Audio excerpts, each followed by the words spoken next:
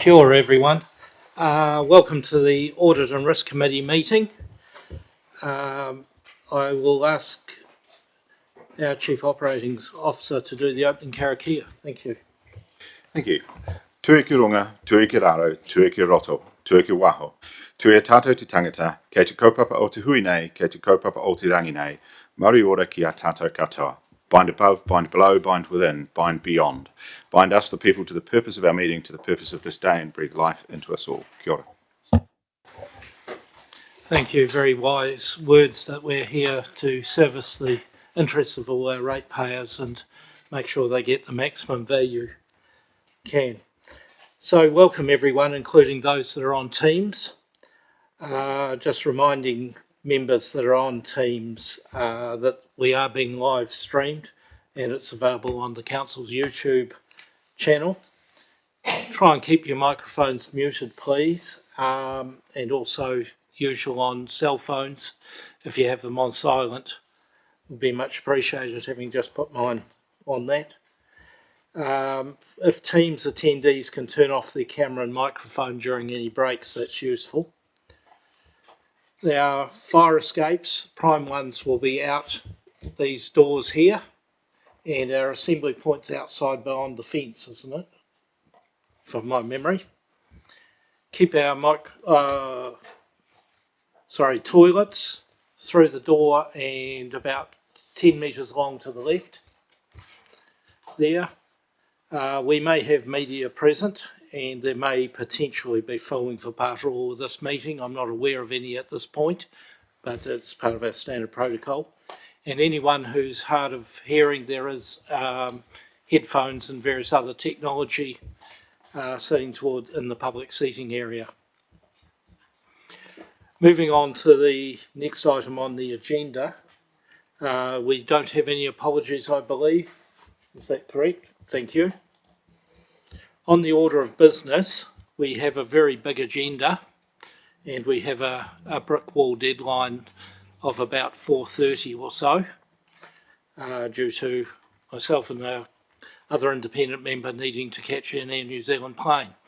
So be assured there. We have a minor late item, which is a notice of meeting, notice of motion, which we will be taking after the end of the confidential items as last item in the agenda, which is in accordance with standing orders. I believe we have no public forums. Is that confirmed? Thank you. Are there any declarations of interest? Thank you, through the chair. I'll just disclose one regarding the confidential in terms of one of the cases that's in that screen, but I'll disclose it in the confidential part. Thank you.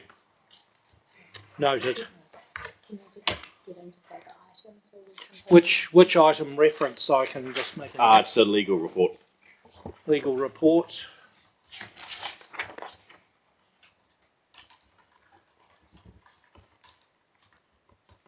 I made a wee note to myself, thank you. If I oversee that, Deputy Mayor, if you could just remind me at the time.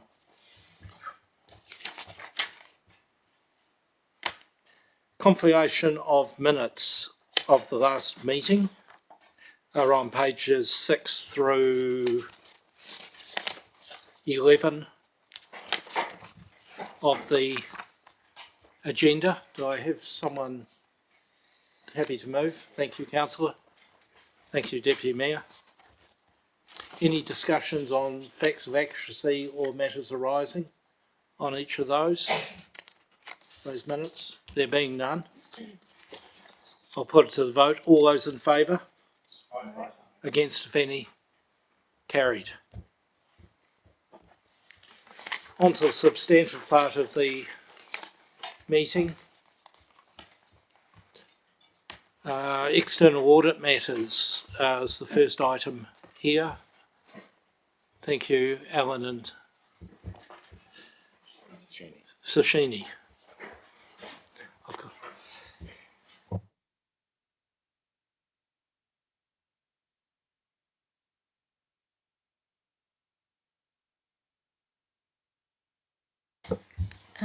Kia ora, Audit and Risk Committee members. I'm Shashini, I'm the acting team leader, financial accounting, and I'm joined with Paul Egan, our team leader, management accounting, and Alan Bywater.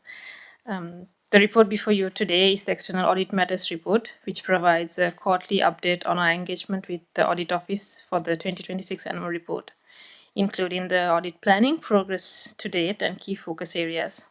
I will briefly talk you through the key points of this report. Audit engagement and timing. The audit engagement, audit plan, and fee proposal remain unchanged since they were presented in March. Interim audit work was completed in May, with pre-final audit work currently underway, and final audit is scheduled to begin in September.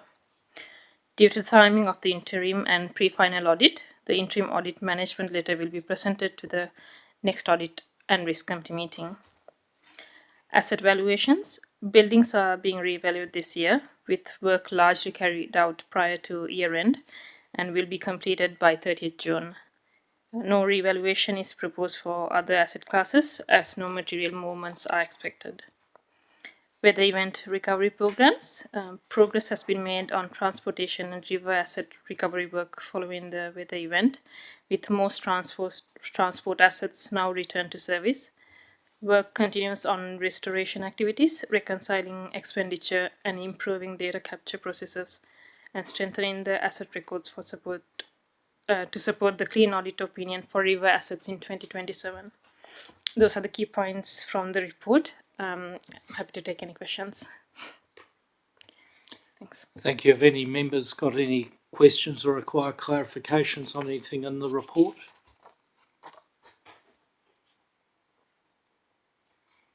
I might just raise a question that as a result of the very poor timing of those floods that were sent to us, a couple of them last year, we ended up with a qualification very sensibly, I believe, last year.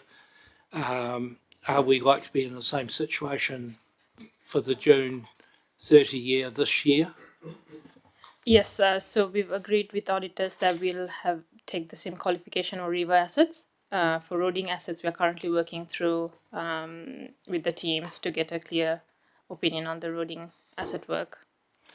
And given the extensive work as an accountant, I understand that needs to be done to really get to the stage that we would be outside that. It's not realistic to consider that as an option this year, a clean opinion and doing the work, or is it just not too hard, not cost effective, not a good spend of ratepayers' money? Yes, due to the resourcing and amount of damage, we are working through that. Thank you.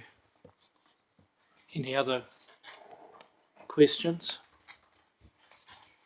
I might dive in with a supplement. Oh, Dr. Morgan. My question, there's been a lot of discussion about renewals and our expenditure on renewals. I wondered how you saw that with the audit focus.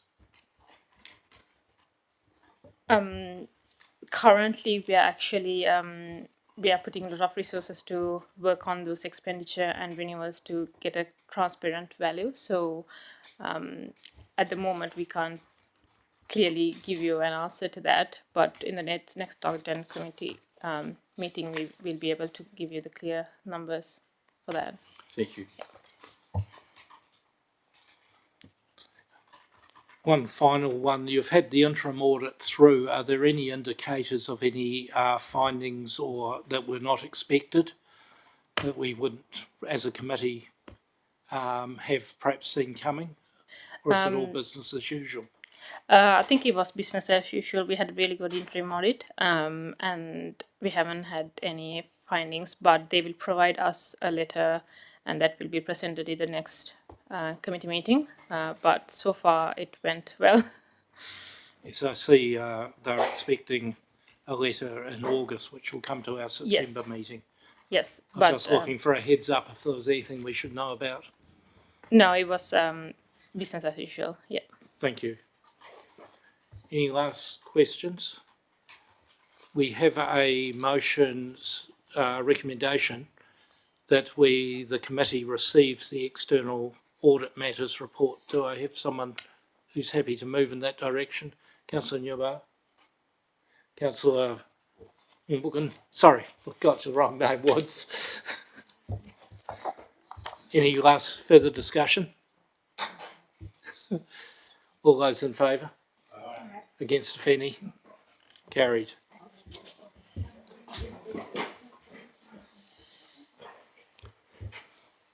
Ellen, you get to stay. We have long-term plan matters paper, and thank you for the paper. You can assume that we've all read it, but any highlights or key points that you wished to raise? Okay, thank you, Mr. Chair. Good afternoon, committee. I'll deal with this in three parts, if that's okay. I've got one minor correction to make. I'll do a general introduction, and then maybe we could focus on the issue of funding recovery events, which has caused a bit of correspondence in the last 24 hours. So in terms of the correction, so that's on paragraph 42.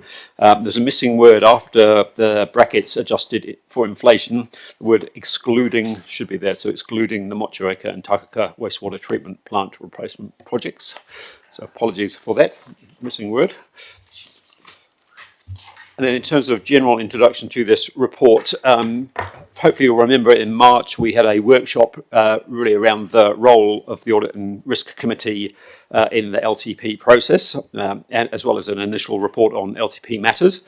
The areas of interest were really around the LTP process overall and how we're going with that, reliability of the models involved, deliverability of the program we develop, the reasonableness of key assumptions and the key policies, particularly financial strategy, infrastructure strategy, and revenue and financing policy, and political risks from the government reforms.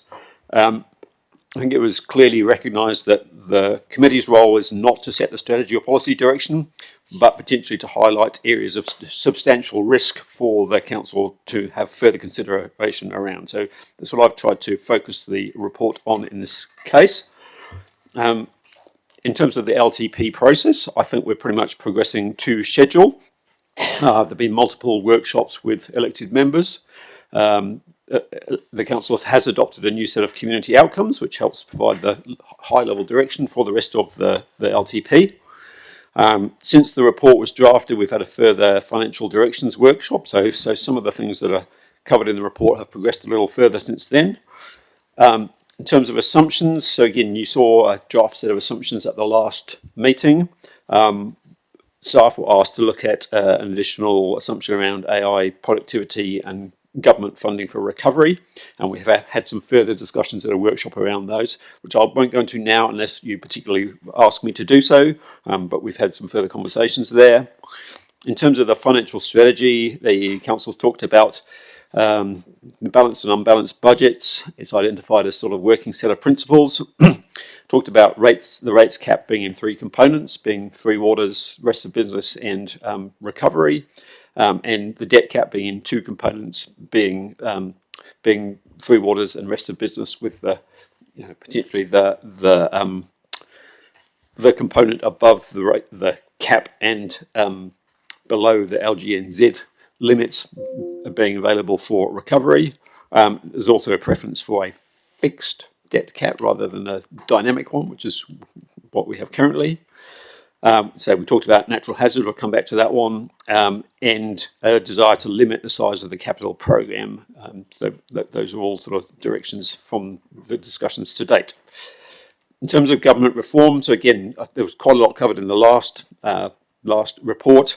Since then, the government's introduced its simplifying local government proposals. So there's the Head Start process for councils to come up with their own proposals, and then a backstop for those that don't do that or the government doesn't like. Our understanding is that the backstop doesn't apply to unitaries, and as I understand it, we're not proposing to put anything forward in that Head Start proposal.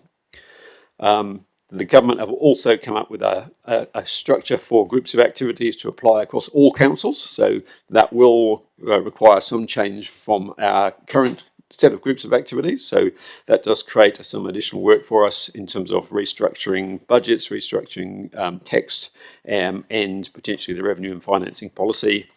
That structure won't be confirmed until October, so we've got a bit of a while before we can get on with that. And then finally, in terms of the revenue and financing policy, so we talked with the councils around a range of potential changes and were given some direction on that, and have subsequently reported back on those in mid-June. So that's led to some perhaps further narrowing of the scope. So then, just to round back to the issue of the way to fund the costs of recovery from natural hazard events. So this was discussed at the workshop, LTP workshop on the 8th of April, and the general direction staff took from that was that there was a desire to retain the existing strategy, so effectively retain some debt headroom to pay for those, to borrow to pay for those costs, with the intention that a mix of changes of level of service and or increasing rates would follow that to effectively repay the debt that had been accrued for that purpose. I think the emails over the last 24 hours have suggested that at least some elected members maybe didn't take that direction or didn't think that was the direction, and or wanting to discuss that further. So I think given that conversation, it would be useful for us to bring that back to another LTP workshop in August and have a further conversation. In the meantime, I think if this committee believes that the use of the debt headroom strategy creates a substantial risk, the committee could make a resolution along those lines and recommend the council considers the approach further. So with that, I'm very happy to take questions. Thank you. At this stage, there is, and I see that the resolution's been given a wee tweak there, but there are some questions, and that resolution is only if you do want to go down that track. There's been a string of emails, and Councillor Butler, are you happy that the question that you initially, as the first person off the rank in the pre-meeting emails, are you happy that the answers are covered off? Yeah, thank you, Chair.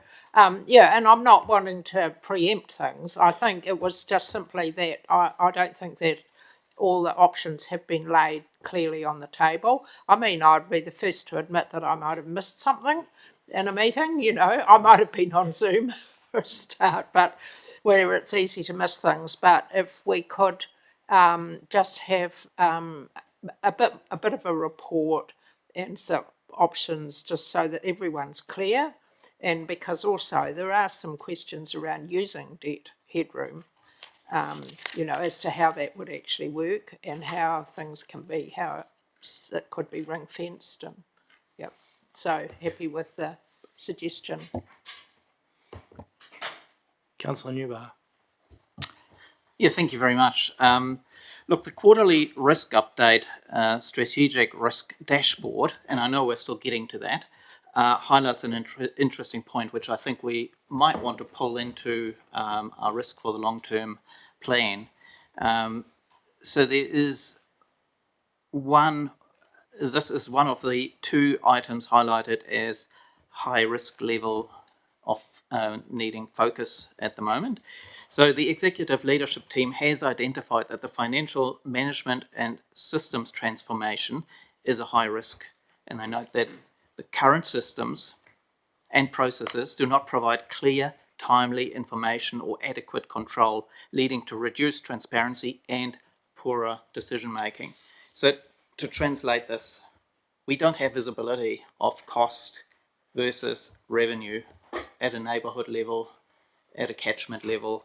That affects our planning, that affects our growth modelling, that affects our forecasting for infrastructure, that affects a whole lot of things that we are to consider through the long-term plan. And I believe this is a big risk that we need to note. Another one, about information sufficiency, affecting, the decision quality, would be our in-house capacities for doing some of this work, and also the ability to, or how we price or model externalities and the way we're assessing business cases. So it's a whole big raft of things, but in the end it all comes down to information sufficiency, which I think we might want to note as something that could be seen as a risk for our long-term plan. Would you? Is this one for Alan?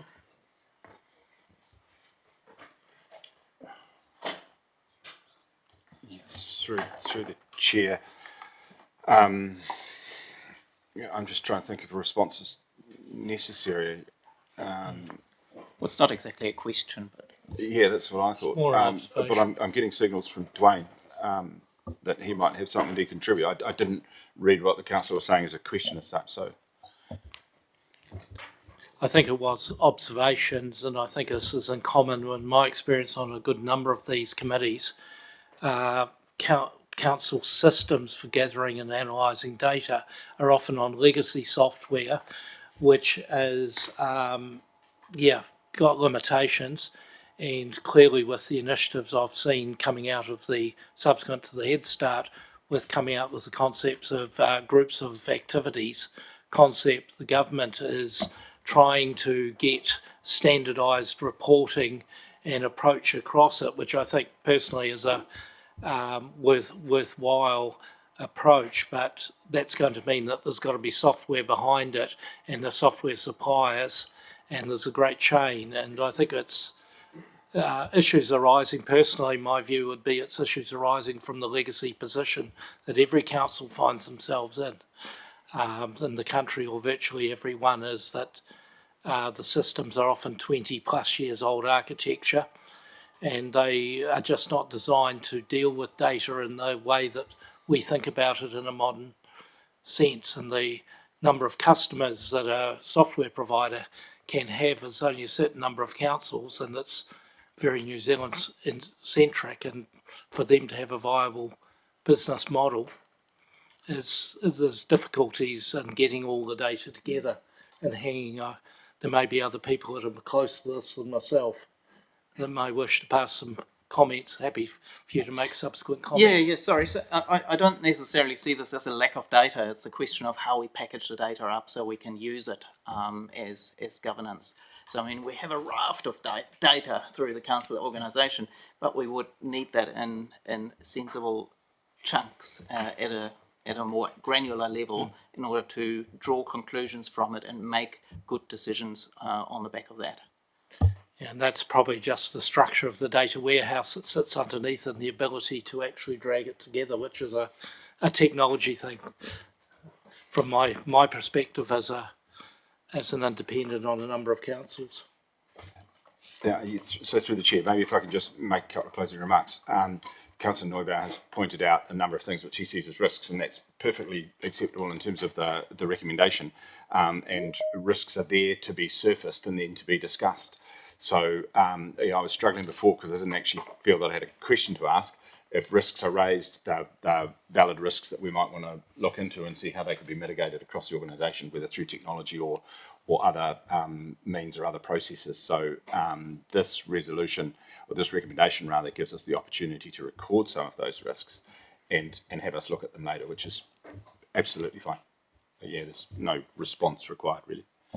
Through the chair, just want to respond in part to Councillor Neubauer's concern around particularly growth. I realise the introduction was wider around council systems, but in relation to the question of growth scenario planning, costs and revenue and so on and so forth, I just want to acknowledge that it's a legitimate area of uncertainty for the council, and we do have, pretty well acknowledged and recognised ways of funding growth and things like that. But this council has asked for further information, at least to, in their mind, through the LTP process, to understand how the balance of costs for growth, as we currently have it planned, relate to the revenue we get from growth. And just wanted to let the committee know that it's something that we're working on. In part, the council will get some of that information tomorrow, which is the revenue side, which shows on balance, as using a case study example of Richmond, that new areas actually generate a lot more revenue and rates than existing areas. And we're working on the cost side of the equation and the case study approach as well to sort of balance that out. So you'll have at least an idea from a case study about how that math works. We won't be able to do, we don't have sufficient resourcing to do, micro level geospatial based analysis for lots of different scenarios, which is, I think, where you'd like us to go. But we can at least give the council some confidence in reducing that uncertainty for the current planning that we have. Does that answer your question? Oh, I didn't have a Or question. I your was flagging a risk. observation, And I think it's still a legitimate risk to put up there. Am I allowed to raise another point on this? Perhaps before we move on to that, there's been a wee bit of work done up on the screen. Well, it's disappeared. Bit of work coming. In the amended resolution about having quality of a risk really being a quality of data available. And I'd probably at this stage also note that your notice of motion that you've placed, Councillor, probably also speaks to that, which will be dealt with at the end of the meeting in terms of standing orders. So I think the team's just looking at some wording, so I'll let you carry on. Okay, I'll carry on. One other risk that I would like to highlight here, and the committee might decide to elevate that into the resolution, and I don't quite know how to phrase it, to be honest, is this interplay between prudence and austerity that is playing out, where budget constraints kind of lead us into a position where we prioritise short-term affordability, which can very often be at the detriment of long-term sustainability. So to translate that into a tangible example, we tend to underinvest in immediate things that lead to long-term savings, like for instance our urban design capacity or capability within the organisation, which would represent itself as a cost initially, but it would lead to a higher demand for intensification, which, as we have learned, would lead to more efficient infrastructure, which then down the track would lead to significant savings. So that is a risk that I see, that not investing in these sort of things and just looking at short-term affordability or austerity presents a risk for the council that is very real. Thank you. I think the old saying of penny wise and pound foolish does come to mind there in situations, and putting in a council sense, that you could hold your rates down by not doing the maintenance, but all you're doing is creating a bigger problem down the track of reliability of systems and potentially the lifespan of those assets. So I think that's consideration of that, I think, is something that is quite valid. Any comments there from any staff on Yes, concept? through the chair, I'm looking down here because I'm just waiting for a bit of a response, because as you were saying that, I sent a message out to see if I could get some clarification, because I'm wondering if that and other things that you might be wanting to consider could be perhaps captured either in this forum or in another forum when we discuss councillors' risk appetite. And we have that workshop which addresses a range of factors, including prudence versus austerity, and to a certain extent information availability versus quality and those sorts of things, that a risk appetite discussion might surface something that then gets transferred through to the LTP process, rather than a line-by-line inclusion of individual risks in this recommendation. But I don't know if that would suffice. Yeah, I'd almost see this as a higher level risk that is all-encompassing, because once you get into the risk appetite, you can again play this game, or what risk, short-term or long-term, which one are we looking at, and I will make that criticism when we get to it. So through the chair, the other bit of advice that's just come through is perhaps also when we discuss strategic priorities and directions, might capture some of that as well. And if I'm thinking to previous annual plan and long-term plan conversations, when we've talked about risk and prudent and austere options, that there's a risk inherent in those, and we've had a discussion at council levels. Councillor Woods. Thank you. And just going back to Alan's points on 41, which is around that self-imposed debt headroom. My understanding is, and possibly a reason for the confusion on this, is that we've got a levy, a recovery levy that's been imposed as part of the annual plan. The debt for the recovery has already been accounted for, circa $14 million. So the recovery should automatically build the headroom at the end of the period where we've got it. So it's specifically to pay that back. If it's a ring-fenced levy, we should have at least $14 million of headroom at the end of it, which is already there and could be used for future events. So that would be below the current debt of the dynamic debt. So it's $15 million below the debt, not above it, as is stated in 41. So that's one point. But then the second part for the LTP is building in possibly a larger sum than the 15 or $14 million that the levy's going to recoup, which could be the component you're referring to that would be above it. And that would be the $15 million recouped by the levy plus the additional LTP planning that is yet to come. Thank you, Mr. Chair.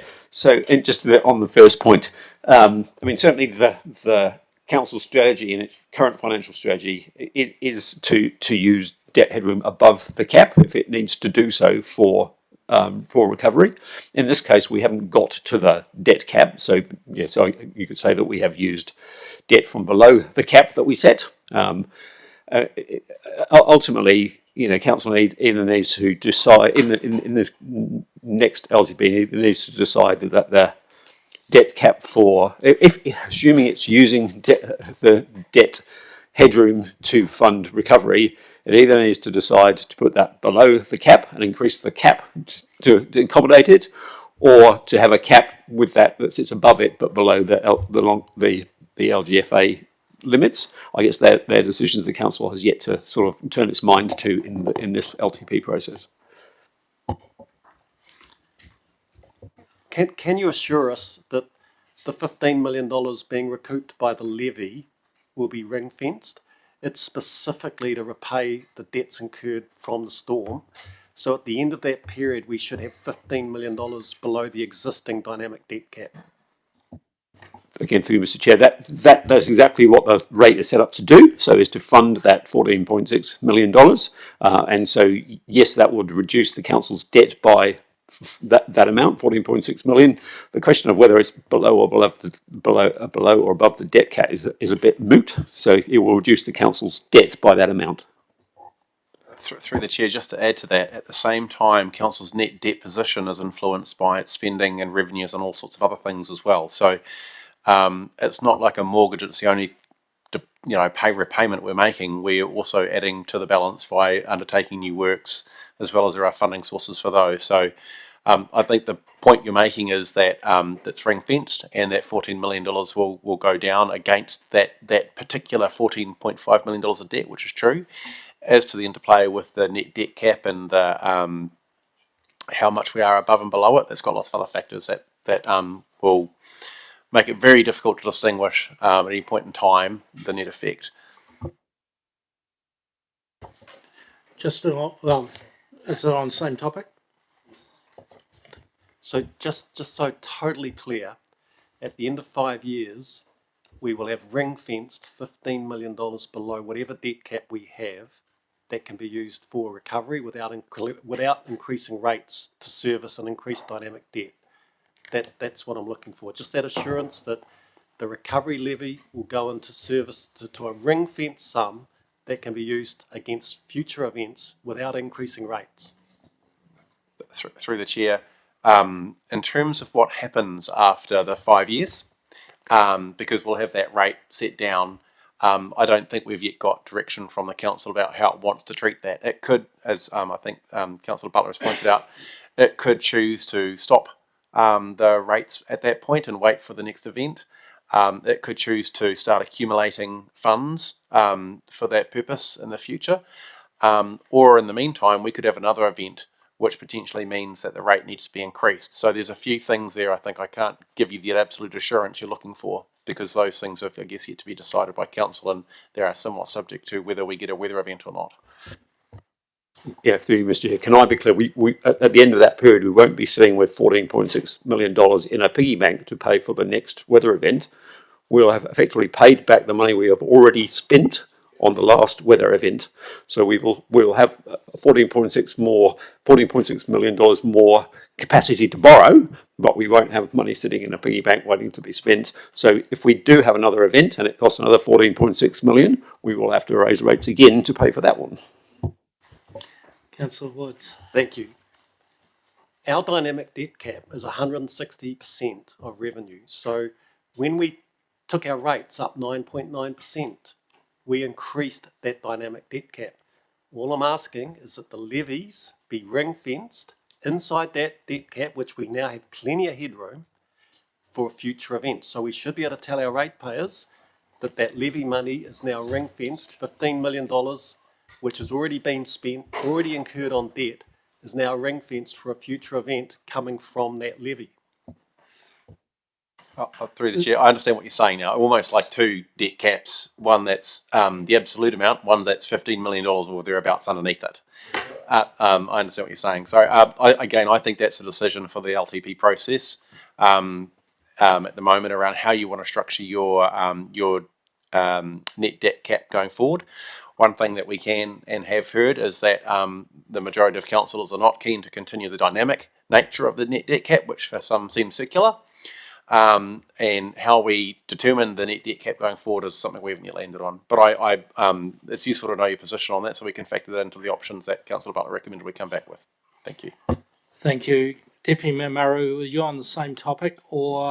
Yeah, it is slightly. No, it is slightly the same, and then it might change just quickly if the chair will allow. So I guess for our purpose in terms of audit and risk, the risk to me is not having clarity around what's within our capacity in terms of our net debt cap. And so one of the discussions that's taken place is actually if the net debt cap is here and our is here and our debt's here, what are some other key blocks in here that we want to have provisions for, whether it's an emergency event, whether it's RFCs, whether it's DCs, just having transparency in terms of is there actually a headroom in here if we were to spend this? And I guess we get to determine that through the long-term plan processes when we activate the spend. But transparency of the net debt cap, where we currently sit in debt, and what other factors are actually hidden in there that we need to take into account. And that's sort of the debt part.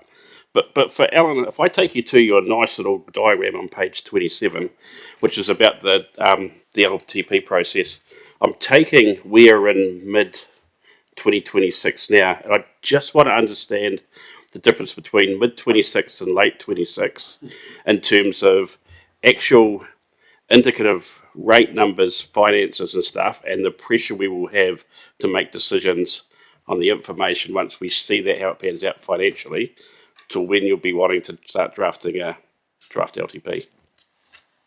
Okay, through you, Mr. Chair. So we're obviously in our process of going through a series of groups of activity workshops. So looking in detail at each of the groups of activities, including conversations around opportunities to change the way we do things, potentially change levels of service. The plan is that when we get to the end of that, so just something early August time, there's a series of workshops where we come back and effectively bring together the outputs from all of those and look at those together. We've already had a sort of a high level sort of budget picture from Matt at the last financial directions workshop. So I guess that period in August is pretty critical in terms of then working through the budget and deciding where we want to land. By the end of the calendar year, by the end of December this year, we need to be in a place where we are pretty comfortable with where we've landed on the budget and have drafted most of the components of the LTP. The LTP is a little bit interesting in that under the legislation you can't have a draft LTP. You have a consultation document and you have to have approved all the documents you relied on to arrive at the consultation document. So in essence, it means you've got to have all the components of an LTP, but not all in one place. So we're certainly planning to have developed all of those by the end of the financial calendar year, or certainly by the end of January, which is when the audit of the consultation document and the supporting information is due to take place.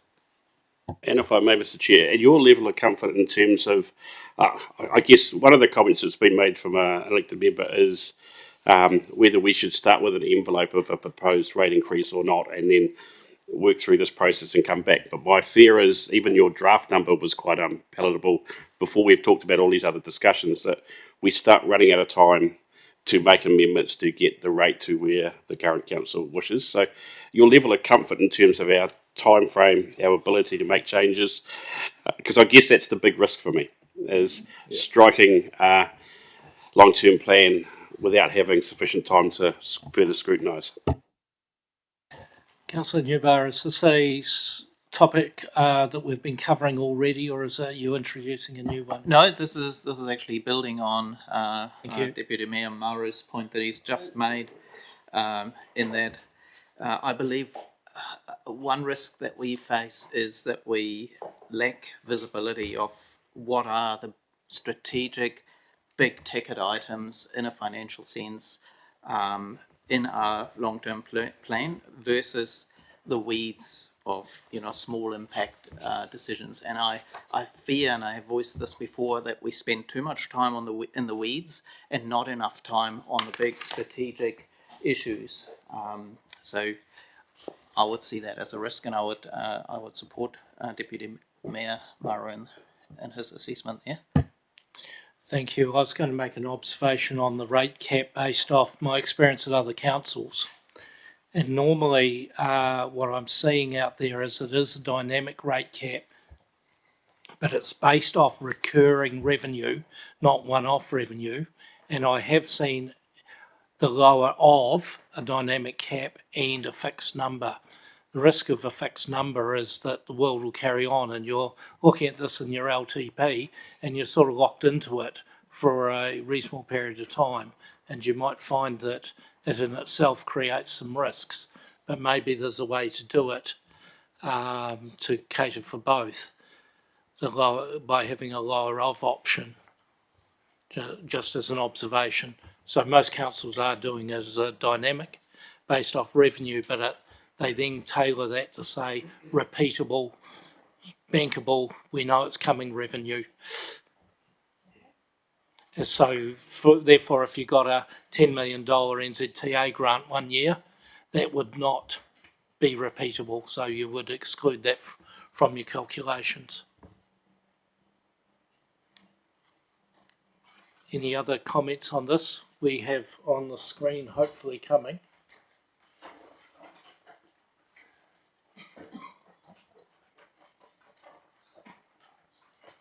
You didn't have anything to do. Just quickly.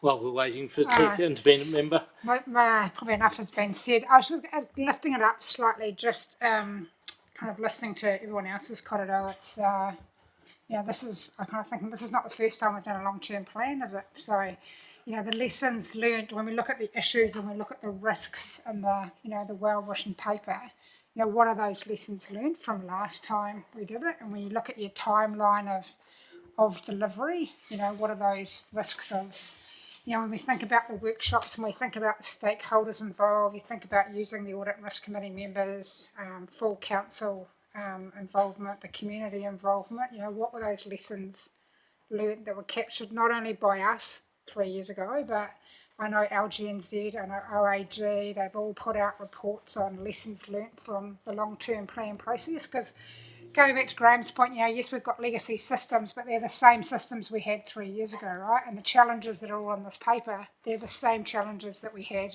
I mean, we've got some new ones. The list seems to be getting longer, but kind of lifting it up, what were those lessons learnt that can kind of set us up for hopefully a successful, a better. We always want to be making sure it's getting easier and better every time we do it. So. There's things we can change and things we can't. The data restrictions are hard. The systems that we're working with are hard, but hopefully this... I'd probably take those recommendations, but just probably add in a line there around. And we've got the availability, the quality of information, but actually what have we captured those lessons learnt from 3 years ago? Because I know we did some good work there, but just making sure we loop that back in. Okay, we're getting a draft recommendation. Oh, sorry, Leonie.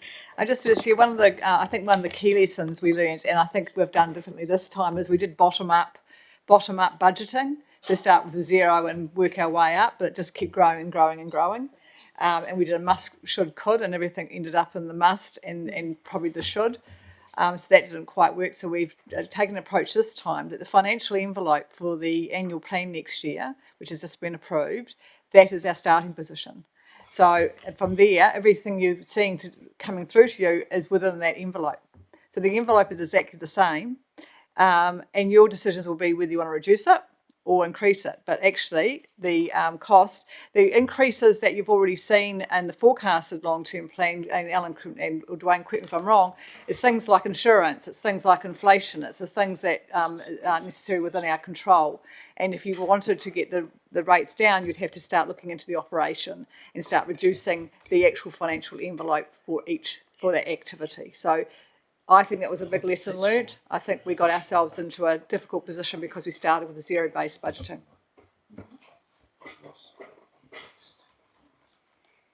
Yes, do you, Mr. Chair? Just in terms of the text going on the screen, so the second bullet point, there was one that I drafted before the meeting.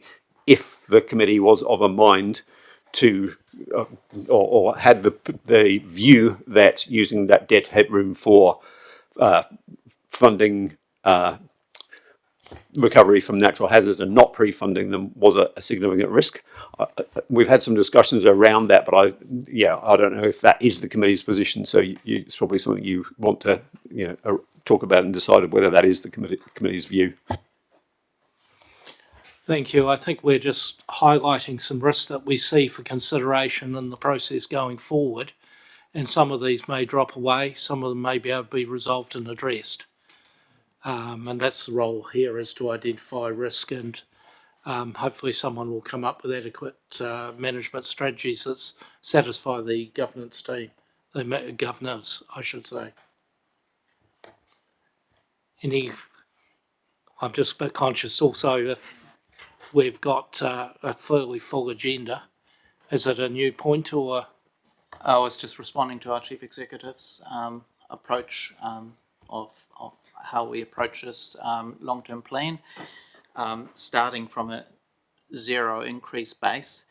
Again, that highlights to me the risk of underinvesting when investments can actually lead to long-term gains. So rather than setting a line, what I would be much more interested in, what I believe would probably provide less risk to us as an organisation long term, would be to take an approach of business cases where we look at investments and understand how they play out over time and find those big strategic business cases that will really put us into a better fiscal position in the long term. I think we've got that up as a potential bullet point. We're in danger of actually doing the LTP here rather than identifying particular risks that concern us at this stage. So we've got a draft resolution up there, or recommendation I should say. Do I have someone you're happy to move, Deputy Mayor Murray? Thank you, Councillor Woods. Any final points? Mr. Chair, was in the financial model in the LTP, are we going to maintain our current practice of driving operating expenditure losses through and paying for them through debt? That's a critical risk to me because I don't believe that financial strategy is sustainable. So that has to be in the LTP debate as a significant risk. I think indirectly it is covered by the fourth bullet point, and we also have the legislative requirement under, I think it's section 101 of the Local Government Act, that we should have a balanced budget unless we specifically resolve not to, which is a fairly big step. There being no further discussion, we have a recommendation on the screen. All those in favour? Against, if any? Carried. Page 38 in our pack, we have review of the 2019 report under Goma practices at the council. This is now going back about 7 years to the report, or at least 6. So it's interesting. It's been very interesting, and you can assume we've all read it to see the changes. But any key points you wish as General Counsel to raise? Through the chair, no, look, I'm aware you've got a busy agenda today, so I will take the report as read. Councillor Newbar. Thank you. I've got one structural question around how we position Lagoima within the organisation. So I understand that now sits with the legal services team. So my question is, how do we provide assurance of an appropriate balance between legal risk management and the principles of openness and transparency as required under Lagoima? Well, through the chair, I mean, the principles of openness and transparency under Lagoima are legal risk management. So me and my team follow the law as it comes to openness and transparency.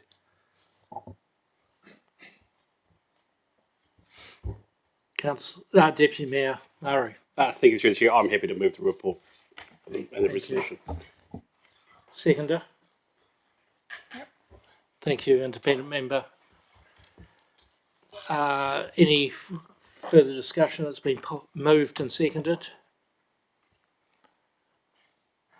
Well, I'd say it appears that we have made large strides, and I think the Ombudsman is now starting to see common sense and in the way that, not saying they weren't before, but the real problems that councils around the country have, and I'm seeing this as a recurring theme at my other appointments.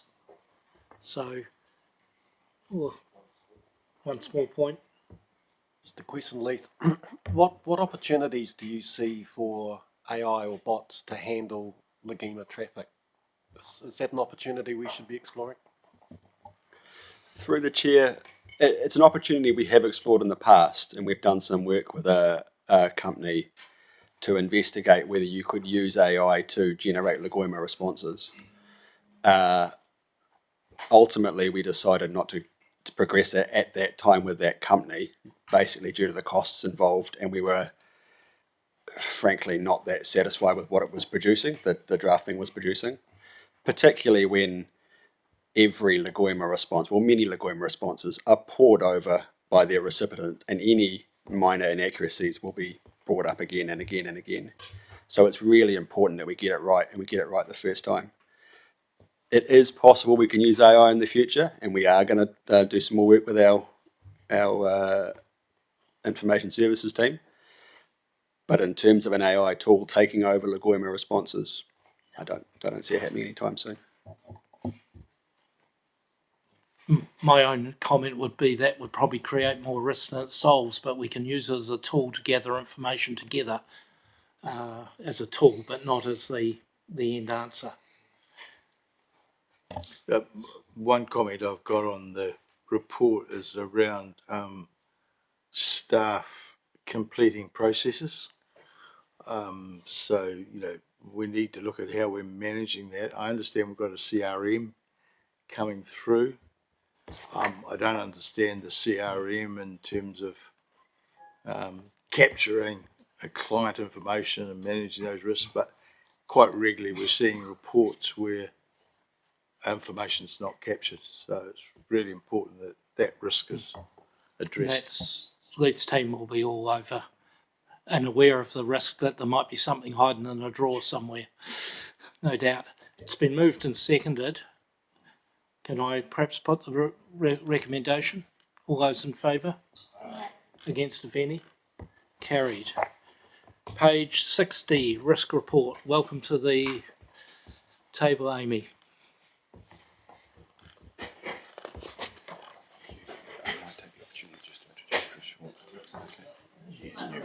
Okay, yeah. Before you start, welcome. And I think our COO is going to sort of give you a bit of an introduction. Thank you, through the chair. Many members of the committee will have met Chris in other guises and other appearances before council and other committees. So I just wanted to welcome Chris Short to this committee. He joins us as our risk and our assurance and improvement manager, takes over from Deirdre, who you might remember had that role up until around about a year ago. Before she took some time to both travel overseas and help us with our insurance, which is a conversation that we're going to be having later as well. So welcome, Chris. Thank you, Steve. Might be just good for the committee to understand your background as well, Chris. It's always good to understand where you come from and your experience. Oh, you put me on the spot, Leonie. Yeah, thank you. I've come out of the private sector. I've spent the last 10 years running a consulting engineering firm, which has some offices here in Nelson and around the South Island. I've an accounting and finance background as well, so I've spent sort of equal amounts of time in the weeds with the numbers as well as managing in the infrastructure sector. So, thank you. All right. I will give a quick update on my report, and then I'll give you time for questions since we've got not much time today. So, following a workshop with elected members, ELT, and as well independent members on risk appetite, we took that information back from the workshop and have drafted up risk appetite statements for our risk categories. We've made a few changes based on discussions in the workshops. And that's presented here today for your endorsement.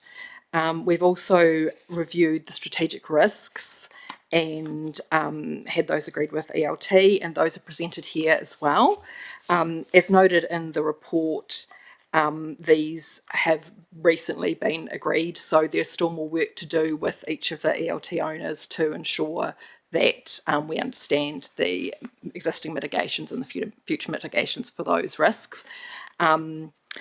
And as well as that, in the quarterly risk report, we've provided a slightly different format, which allows us to have the draft risk appetites as well as include mitigations, any monitoring assurance which will be happening for those risks. And then also the intention is to provide a risk appetite dashboard as well, which will be fed into from the risk appetite statement. Any questions, comments from the elected members and committee members? Deputy Mayor Murray. Thank you, Mr. Chair. It's just a quick question, Amy. It's regard to the risk around finance and the reference to modern finance. On back of what I think I heard last week is that we've now used magic into the cloud and we might not be going to modern. Can somebody just explain what the finance thing is? Are we investing in terms of a solution, or are we okay? Thanks, Sue. Sue? I missed the first part of your question because I was talking in class. The modern finances are a four-pronged approach, so it's people, process, technology, and data. The modern finance had a big figure sitting in there around a big FMIS system change. We have had a much more sensible conversation with ourselves since then around doing a different architectural approach, breaking it down into smaller composable architecture solutions over time. So there'll be a drip feeding of technology advancements as we go. The first step was to move Magic out of on-premise solution into cloud, so at least we could start getting that real-time data and get access to it in the event of business continuity. That was step one. There's a lot of other steps that we're looking at around individual modules that do specific things that we've been talking about previously today around some bottling, etc. Can't expect one big system. A vendor will tell us that their big system will do it, and then they'll charge you $12 million for it. But we believe that we could actually do that on a much more prudent approach and looking at specific tools that will do the specific job for what we need for this council. Thank you. Councillor Newbar. Thank you. I know this refers back to the workshop that we've had on our risk appetite. I don't know how other people felt about that workshop, but personally I felt that it was very high level, and I couldn't see how we could land on a firm shared conclusion from that workshop on something that gives us meaningful or usable guidance for future decision making. I entirely support putting more work into it and refining it and landing at that point. But at this point, endorsing the outcome of a workshop that was extremely high level and in my view tricky, I think I don't feel comfortable with that, so I will abstain from this. Independent member.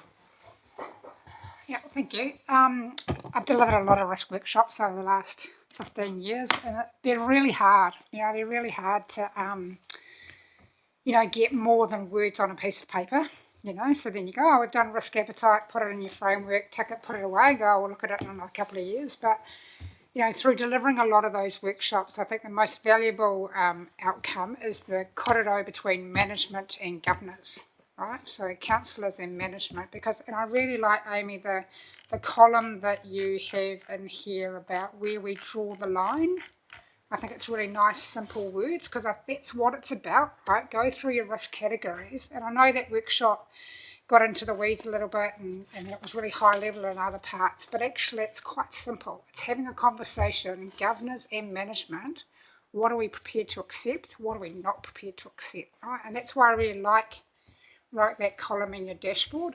I think it links back quite nicely to the earlier conversation we were just having before. If you want a real tangible example, we've just spent 20 minutes talking about headroom, right? Financial headroom. So, there you've got capacity, we've got risk appetite.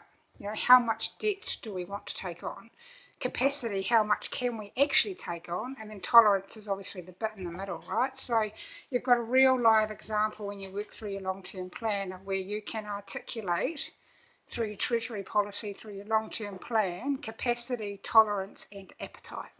And that will be fluid. So it is hard, so don't beat management up too much. I think Amy actually did a really good job. And it's got to be evolving, but it's not so much the words on the paper, it's to allow you to have the conversation. So you can say to management, we've told you where our risk appetite is. Amy's team's now presenting these risks that are outside our risk appetite. Management, what are you doing about it, right? Or management comes to you as governors and go, governors, you guys said health, safety and wellbeing, you don't want to accept any risk. I now need... So it's to drive the right level of conversation. So that's my commentary around risk appetite. So, it's evolving. I think it was a good start. I think there's continuous work to be done, but it's pretty hard. I think the fact that in the first workshop you're talking about tolerance and capacity is actually a really good thing, because it can take organisations years to get their head around that, right? They just have some nice fluffy statements and they don't really know what else to do. Strategic risk. Risk management policies and frameworks and the right level of reporting. I guess as a governor, you've presented 7 strategic risks. So I've kind of got 2 questions. Is how do we as governors know that these are the 7 biggest risks that we need to be concerned about? And if there's something in the operational risks, I know that's later on in PX, how do we know that if there was something a bit lower down in that operational risk that it doesn't become big, ugly and scary, and how would we know that would get raised up to us in a timely manner? So as part of the risk management framework, there is escalation procedures, and that says so if this risk escalates from outside appetite or in the risk ratings, then it goes up to a next level. So if in this case we report all the red and the high and very high up to ELT, up to audit and risk, and staff are also directed that if the risk is within their sphere of influence, they need to act as well and escalate that through the channels appropriate to that particular risk. So if it was environmental, through the regulatory committee, for example. And just the second bit, how do we know we've got, these are the 7?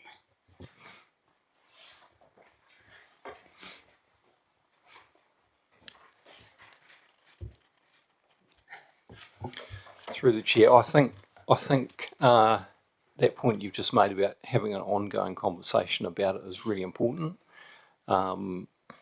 That conversation, I think, will, if it's continual, if it's meaningful, it should surface those risks. They need to remain live. The conversation needs to keep happening.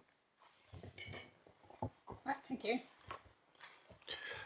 Just an observation while we're on that topic. I was with the 7, I think, yep, I can understand. We've got readiness for response to a major event. I was somewhat surprised when I read the paper that we didn't actually have climate-related, flood-related, weather-related item in there as a strategic risk to the council, and it goes down to operational, but that would have been the one, talking to our independent members, comment of what's possibly missing as a big picture item, and we've had a couple of examples here, and unfortunately we're seeing 1 in 100 years flood events, rather more than 1 in 100 years, as we'll no doubt all be aware. So that would be the one that I would identify and I wrote down as possibly missing, but that would be open for debate with the committee. I think I saw some hands up over. I'm not sure who wishes to go first. Okay, thank you, through you, Chair. I actually agree with what the chair has said, but I'd also just a comment about the environment risk category, and this really is about our regional council function. You know, we're a unitary council and we've got a regional function, and so I just feel that maybe this needs to be or could be refined more, and and introduce the idea of biodiversity. So I'm not saying it happens now today, but I just think it needs to be. It just needs to a bit more work to break down into components and also look at where we draw the line. Councillor Woods. Thank you, through the chair. Just going back to modern finance, the mitigations we're taking on that one, which is deemed a high risk and requiring focus.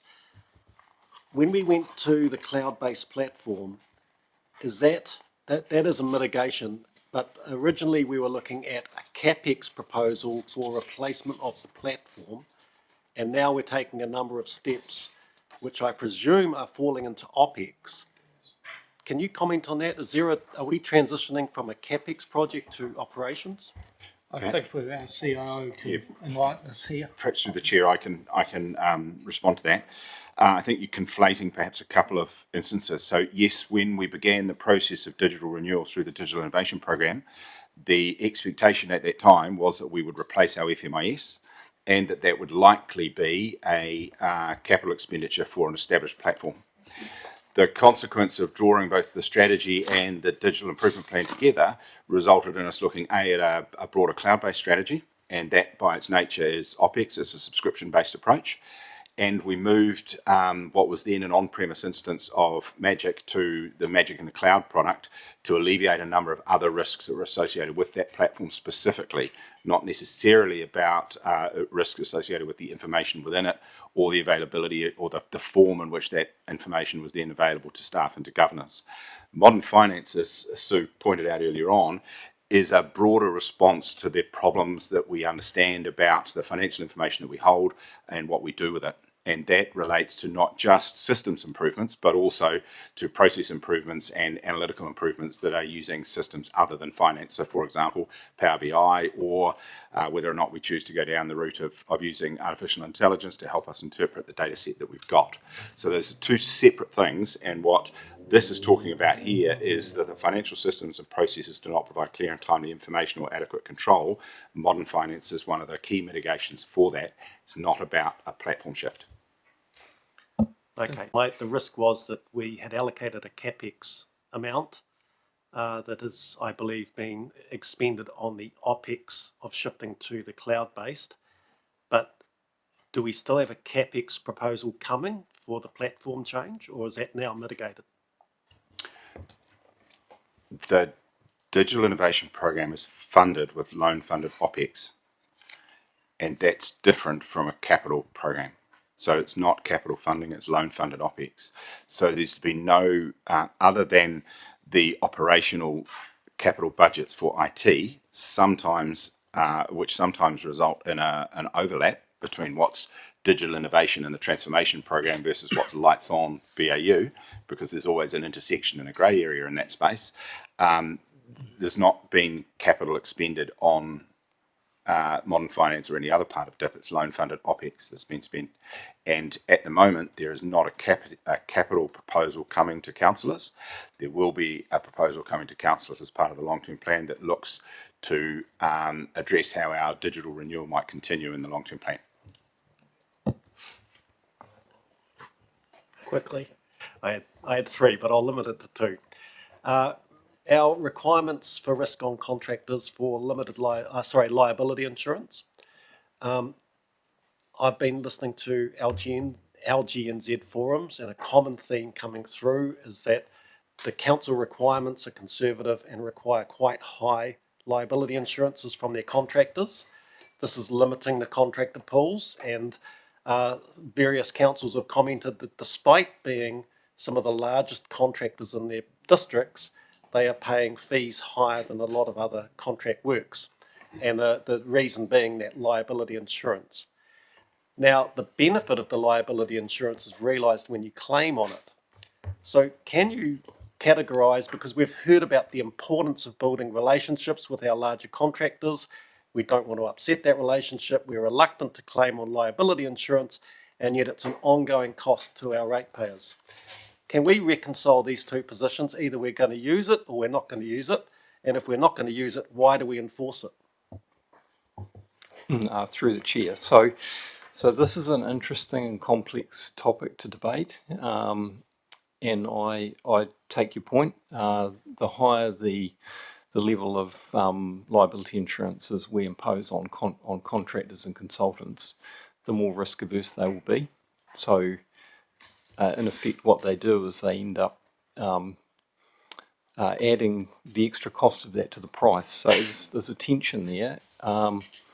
There's no simple answer to it.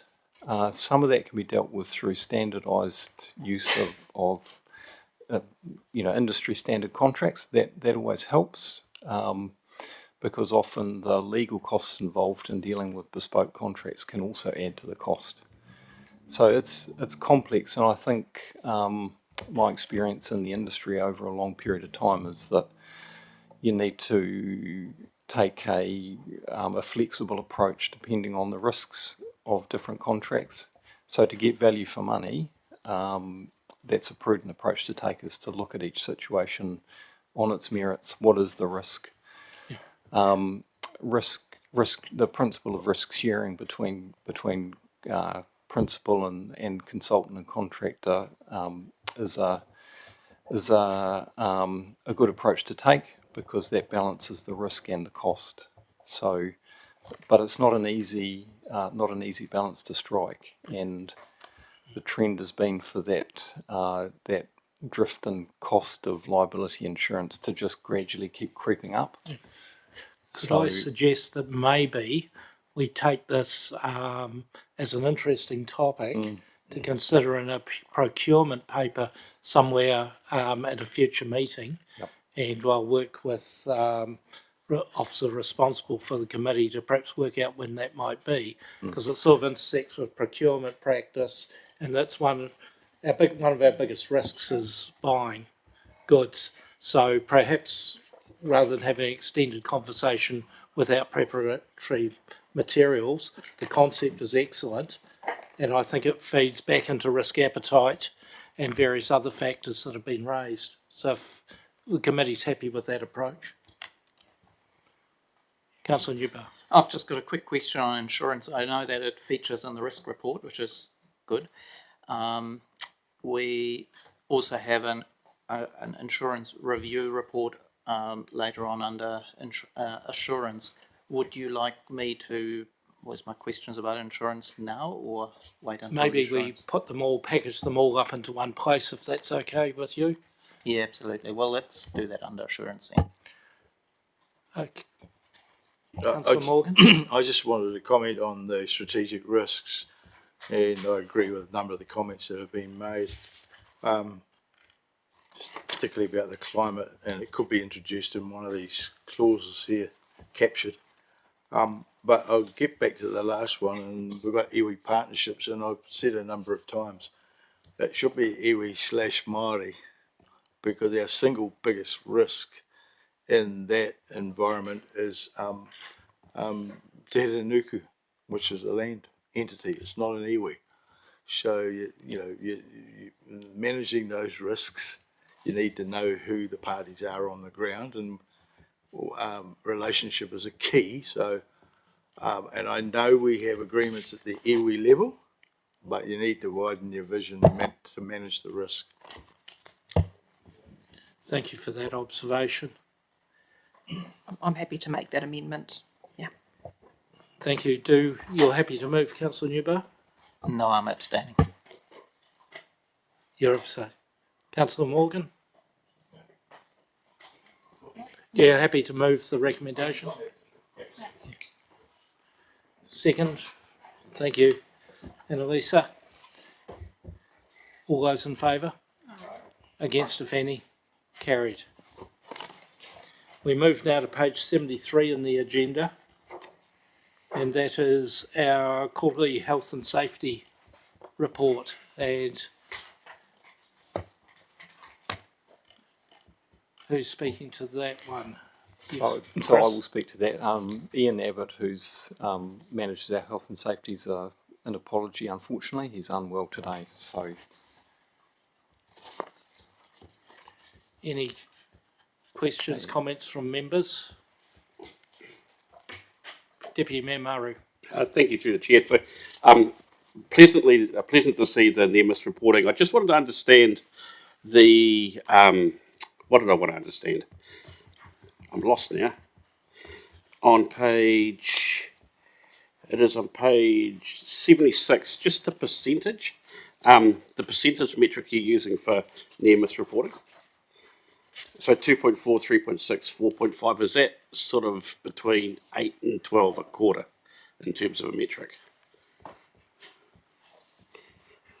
So that calculation, I think there's a note down in the footnote around that, and that, and that's around the FTE compared to the number of, Thank you. yeah. I just needed glasses. Thank you for the explanation. Because I guess for me, the near miss of safety observations is the gold for me, and nice to see that there's some more representatives around the Health and Safety Committee. Because when I first read it, it sounded like we were pretty top heavy in management, but then to sort of totally understand the new recruits, you start seeing near misses, start getting increased of safety observations. I guess we're on the pathway. So thank you. Any other observations, questions? If not, I will. oh, Don't want it being the briefest paper in the pack. Yeah, thank you. I'm just going to make a comment about, great to see the Chief Executive has been out on a site visit, and we have some commentary around that, which is great. And I think all councillors are doing site visits as well. So I was just going to recommend to my, I guess, fellow colleagues around the table, if you haven't read the Ports of Auckland case, and it came out, I think it was March, was it March or April, the final hearing came out.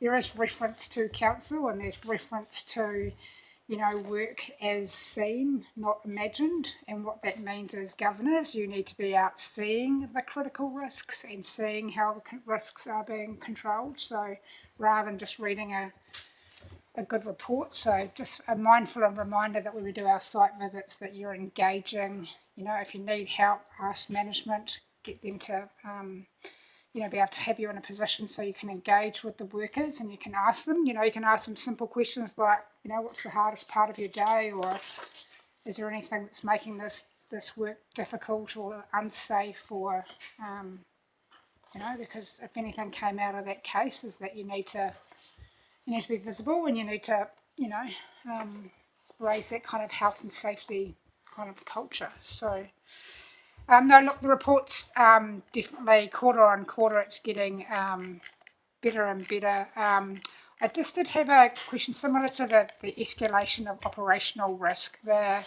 So obviously we've had some MTIs. I just wanted to know what was the escalation, I guess, through either the Audit and Risk Committee or full council if there was a notifiable event. Is that in our health and safety policy, or that would come through to the chair or go through to council, i.e. before we read these things in a newspaper, or is that documented somewhere about the escalation of when we have either an MTI or a notifiable event? Yeah, that process is documented in our health and safety management system in the manual. Yep. So it would escalate to Leone initially. Yep. Yeah, for an MTI or just a notifiable event? Probably just a notifiable event. Yep. Yep. And what about the sorry, I'm putting you on the spot here. So, an investigation. So, like an impact ICAM kind of investigation. Is that just on a notifiable event? That might be something you need to take away and bring back to us, but maybe just in our next report, just so that we understand the escalation process for the scale of notifiable MTI, and then also when a ICAM kind of investigation gets triggered. We're quite good and we see those, because I don't think we've seen one, touch wood. I'm assuming that's because there hasn't been one. Yeah, no, there hasn't been one, but I will come back with you just to clarify that process. Yep. Thank you. Look forward to that in the next report, about an explanation about the process upwards. We have a recommendation on the screen. Do I have someone that's prepared to move in that direction? Councillor Butler? Councillor Morgan? All those in favour? I just wanted to comment. Oh, sorry. My comment was in reading the report was the structure and how we as councillors engage on the ground.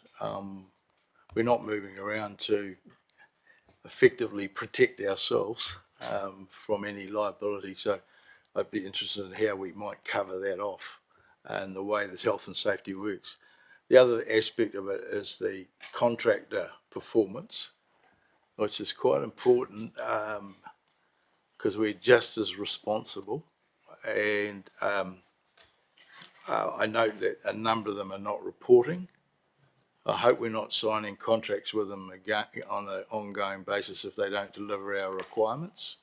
So I just note that, and if there is behaviour like that, we should be advised in the report. So I appreciate that. Thank you. Perhaps when we talked about procurement in the wider sense, you might well pick that up as a point about qualification of contractors and what might disqualify them in a future report. Had a mover and seconder. We've had discussion. I'll put the motion. All those in favour? Aye. Against, if any? Carried. Thank you. We're on to page 92, which is the last item in the public standard public agenda. Amy, you're up again. Thank you. So this is the assurance report. There are a few things in here, including the internal audit charter and internal audit plan as well for the coming year. The quarterly assurance report, which tracks the recommendations to completion. Also, there is a conflict of interest review and a protected disclosure procedures review, both which are required in the work plan for the Audit and Risk Committee, as well as that an insurance review as well. Can I just take the rest of it as read, and I'll take any questions. Thank you. I'll perhaps just make a couple of observations that these to me look like there's some very good best practice templates that have been developed over a long time, and these look to be in compliance with this. I noted on page 102, number 5 there, the ability to have both rolling reviews and on-demand projects to react, and I think that's a good feature. But Councillor Newbar. Yeah, I've got a couple of questions on this report. One is about the protected disclosures report, or I think it's also casually known as the whistleblower policy. If I read that correctly, we've had 0 reports of anyone using that pathway. That can be good, but it can also mean it might not be working. What assurance have we got that this policy is working in action? Have we got any empirical data? Have we got any surveys that people could refer to or respond to understand whether this policy is actually working? You're right. To my knowledge, there have been none. Of course, you can make a protected disclosure to the Serious Fraud Office, in which case we might not know about it, but we've had no notification of that. At present, I haven't done any evaluation or done a survey of staff to see if they're aware of the policy, etc. However, that could be something that we include moving forward. Some of the recommendations in here include including it in inductions for staff, for example.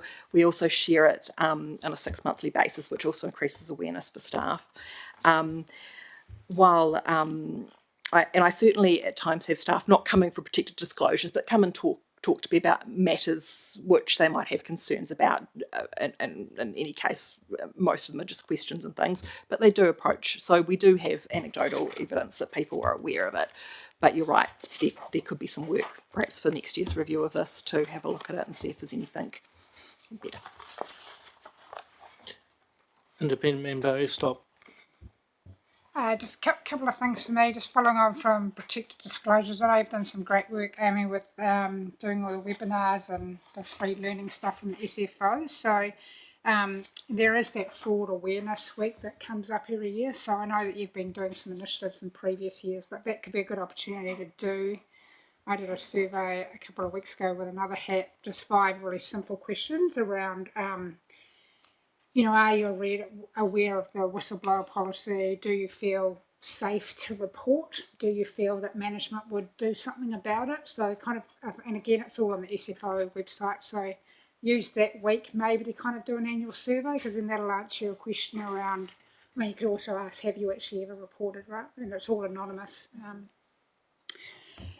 The charter. So the charter's good. I was speaking with my colleagues earlier this morning. So when we have an internal audit team and an internal audit function, I think we've kind of spoken about this previously, but I was kind of probably more a reminder, is that internal audit can operate at a line 2 or a line 3, and your role with the proposed approach of delivering the majority of the program, I kind of just reiterate with my colleagues that you are operating as line 3, which means what you've got in your framework is that you need to have access to the Independent Audit and Risk Committee chair at any time, and we also need to have the confidence that your reports won't be vanillaized, because I know if you're using an independent consulting firm, they wouldn't change their messaging, right? So we just need to have confidence that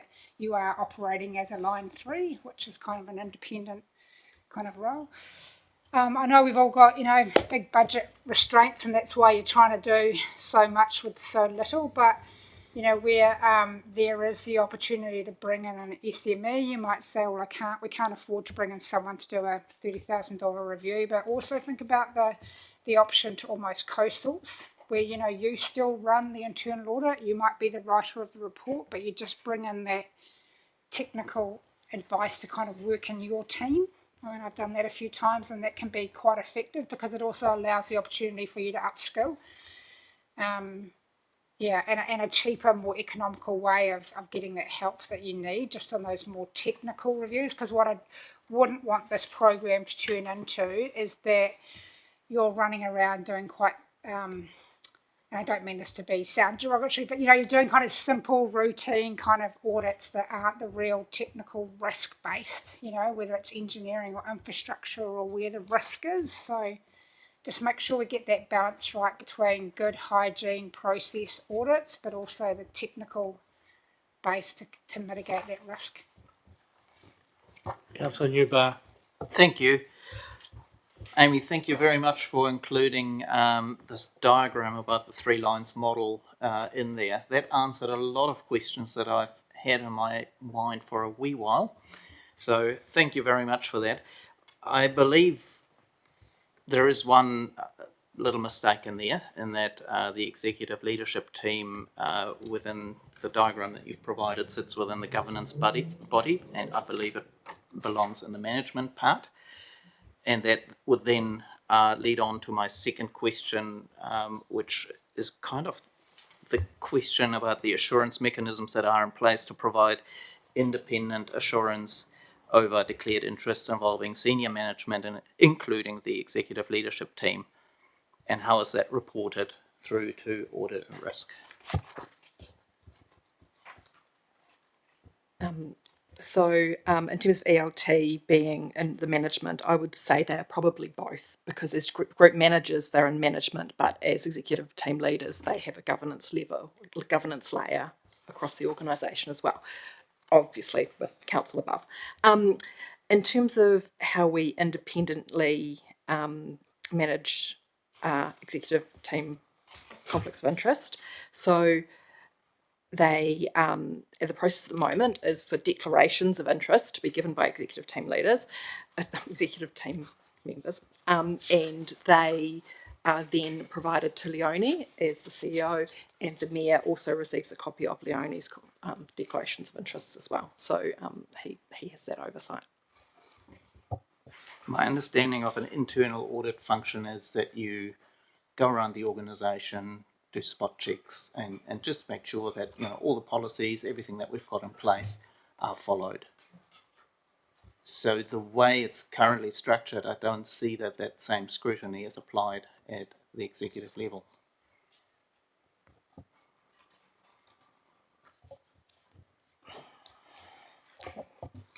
So just through the chair, so the risk function within council has a responsibility and a reporting line directly to Leone to alert her and the governance of any issues with conflicts of interest. So we have an independent line that enables us to do that.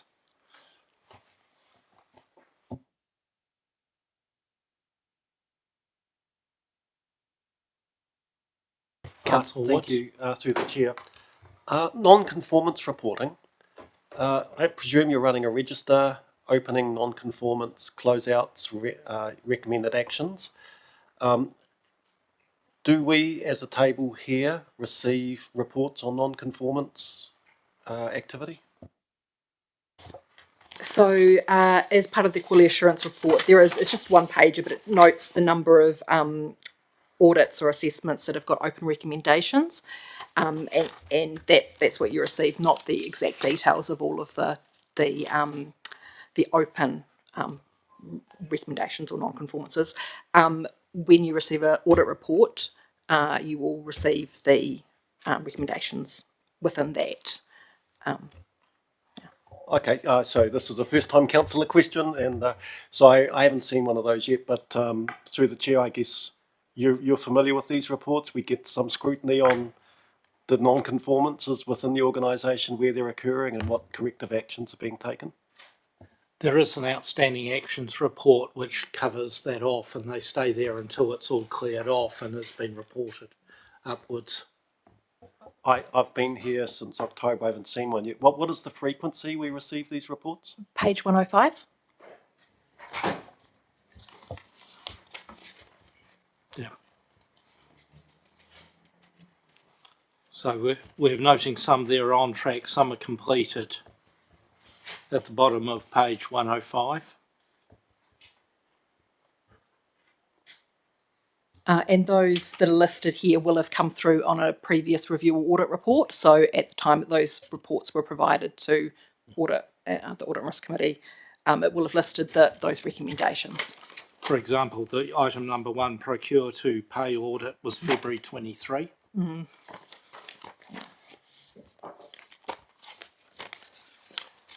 Just while I've got the mic on, I'll dive in with a couple of questions. noting your conflicts of interest review excludes elected members' declarations of interest. I think at the last meeting I raised that there is some tools available for that can be expanded over procurement as well. So I'll just note that again. Under the whistleblower report, particularly pages around the 111 to 113, just a question. Whistleblower requirements is a legislative requirement. Has this report gone through and been checked through by General Counsel to make sure that they're happy with the compliance with the whistleblower obligations? So I personally made a spreadsheet of all of the recommendations and went against it with the policy, and following the review I have shared it with Leith. So yeah, it's been shared through with the legal team. Thank you for that. As a point of clarification. Yeah. Thank you. Amy, just following on from the response you gave there about how internal audit works at executive level,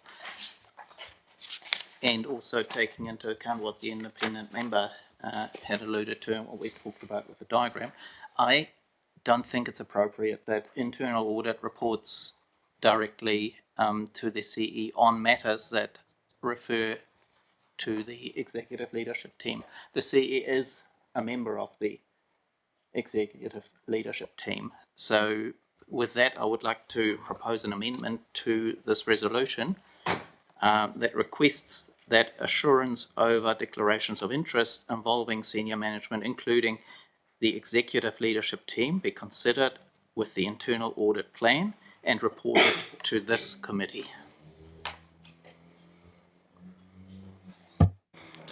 Perhaps I can just give you some guidance from what I see at other councils. There's a dotted line from the internal audit team to typically the chair of the Audit and Risk Committee to give them an alternative escalation route upwards, and you might want to comment on that within your charter. I believe it is included in the charter.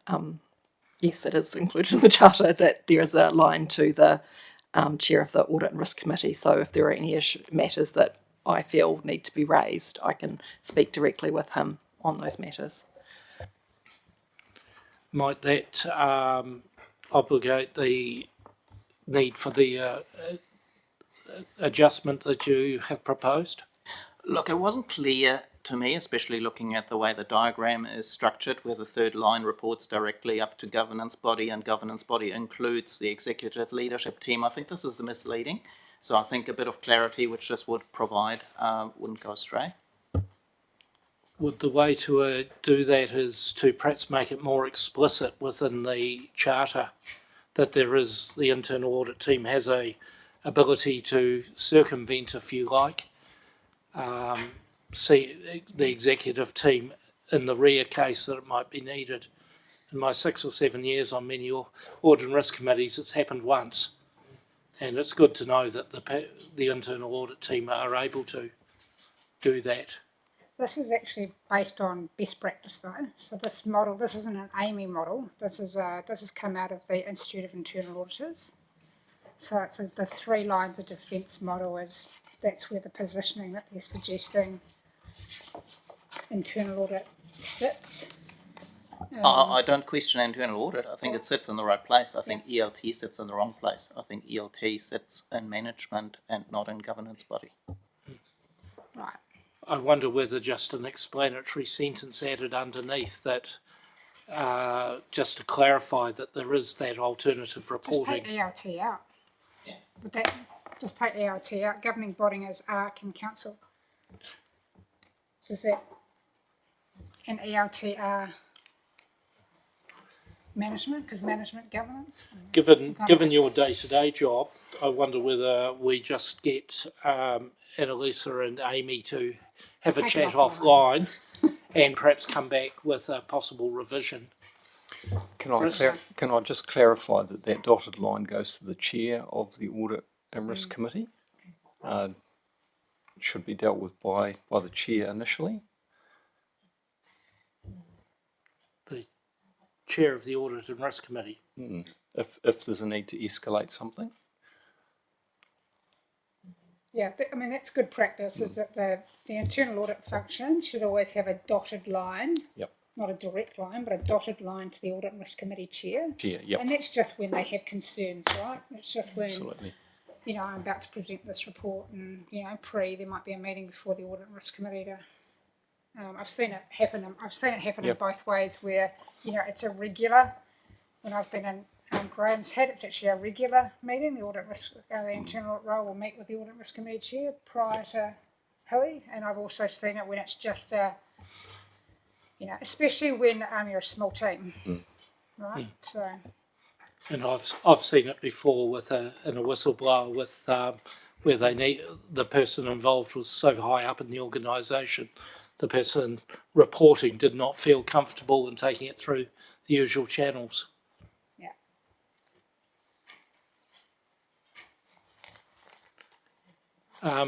You have an amendment there. I'll perhaps repeat the question. Would you like us still to consider that, or? I'll go with the guidance of the chair on this. Sorry? I'll go with your guidance. Thank you. So I think with the work that's going to be going offline, and perhaps we get a highlight as to the changes, if you did a highlighted document for the changes for the next meeting.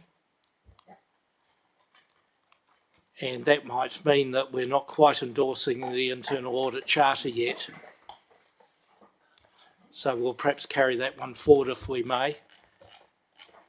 And if we can then look at endorsing the internal audit plan, if everyone's happy with making these changes on the fly.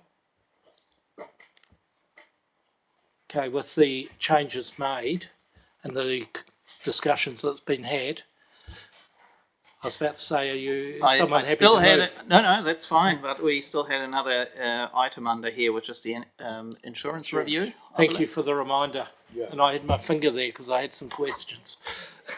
Thank you. Questions on the insurance? Yes. Thanks for that report. It's not easy reading, that one. Be frank. Yes. It's probably one of the most worrying reports I've read since I've been on council. So the report describes the current practice as ad hoc and reactive, just to pick out one of a few things. So how is governance at the moment able to take assurance that insurance is being effectively used as a risk control? Through the chair, yeah. Look, there is lots of work to do here. I think this is not uncommon to find that insurance matters have been closely held by a small number of individuals. So here at council, it's been managed quite closely by finance. In more recent times, my predecessor had been managing it. Very, very experienced person who has long history in the insurance sector. There's a transition and a handover of that process happening at the moment to me. Again, I have a reasonable amount of experience in dealing with insurance over a long period of time. A recognition, though, that insurance is not just something that one person should manage. It's a tool for risk management, and so. A good chunk of what's in that report is underway already, so I think you can take some assurance that we're working on it and we're pretty focused on ensuring that that processes are improved. And just a couple of things I'd add to what Chris is saying through the chair. So I think it's important to understand some context that gave rise to that report.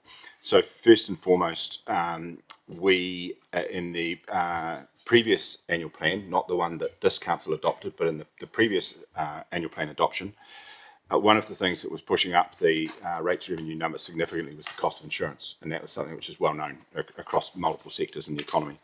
And so as a consequence, or in response of that, we undertook to review our insurance position, and we set the target of trying to save $700,000 in terms of our insurance. That review delivered a saving of somewhere around about 960,000 from memory by revisiting not only our cover but our deductibles and some asset information.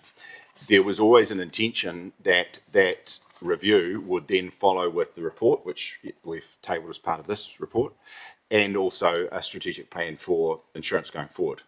Two things happened. One was the floods which occurred and basically took Deirdre out of the game for about 9 months to work with the insurers on how we dealt with those assets in the rivers. And two, the negotiations with various insurers and various insurance groups like the Top of the South Group or the South Island Collective muddied the waters in terms of how we might establish a coherent strategic plan for insurance at that time. It is still our intention to complete that piece of work, and I'd point out that in reaching the conclusion and delivering 960k savings in terms of premiums, there was a number of things that we did to achieve that. As I say, deductibles, the value of assets, but also the timing of some of our renewals. And what we're in the process of doing now, that we have established that new insurance position, is bringing those renewals into line so that we've got a common insurance year once again, rather than at two different periods throughout the year. And that comes to a conclusion at the end of October this year. As part of our renewals at the moment, we've saved a further 156,000, I think, in terms of the cost of insurance. So what I would like the message I would like this committee to take away is that we look at our insurance very, very carefully to make sure that we get the best value for money. And that has highlighted a number of issues that we need to resolve, not least of which the ad hoc nature and so on and so forth. So I'm confident that we are paying the right amount of attention to our insurance matters. I do think that there is quite a bit of work for us to do as part of how we continue to ensure strategically those assets that are important to council and community, and that will come through future either council workshops and or audit and risk committees. So it's a happening thing. Councillor, that is really good to hear. I mean, it's a significant expense. If I read that correctly, we are spending more than $3.3 million in premiums per year, and that has come down from more than $4 million in previous years. So that is a significant expense that warrants the need for rigour and system and responsibilities taken by the risk centres. So I've noted that a lot of these recommendations are already in the report, which is fantastic, and surfacing the issues is obviously the first step towards solving the issues. The thing I'm interested in is, of course, how far are we down the track, noting that insurance was already flagged as a strategic risk previously. It is again highlighted for, as it seems, a very good reason. How far down the track are we implementing the recommendations, which is essentially a significant rebuild of the entire insurance function? So, through the chair, I would anticipate that the majority of those recommendations we can get in place during this next renewal period. So by the time we get to this time next year, I feel confident that we could be in a position where most of those recommendations are in place.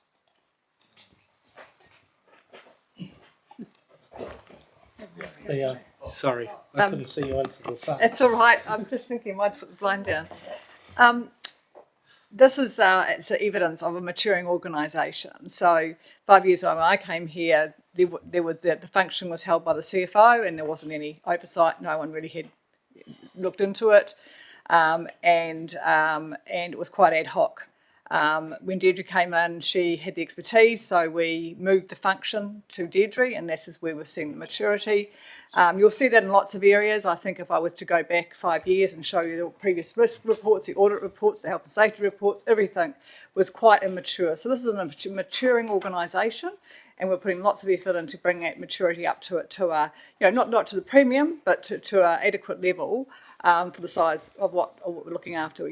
Significant investment in assets, as well as obviously we've got large capital programs, etc. So, this is evidence of that. And Chris, as he said, with next cycle, so these things don't happen overnight, but the cycle's there and the process is in place. So, I'm hopefully got assurance that we'll land on a good space. But we've already saved significant money, but not necessarily increasing our risk.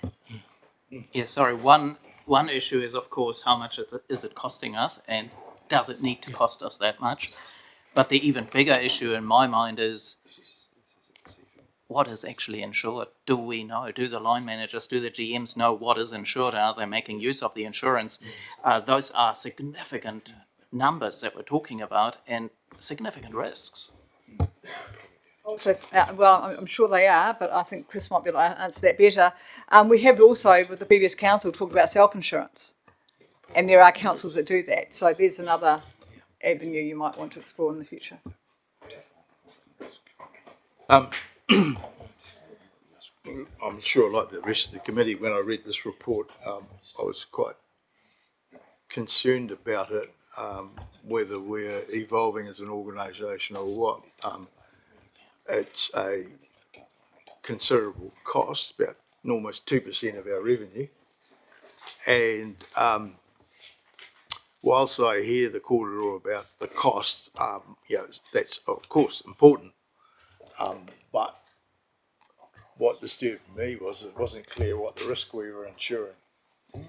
So the process that we've got here really does need refining, and we need to get to a point where we're quite clear on how we're getting reported to, whether it's an audit risk, and we acknowledge, the process, the formal resolution. We understand the risks being covered and not being covered,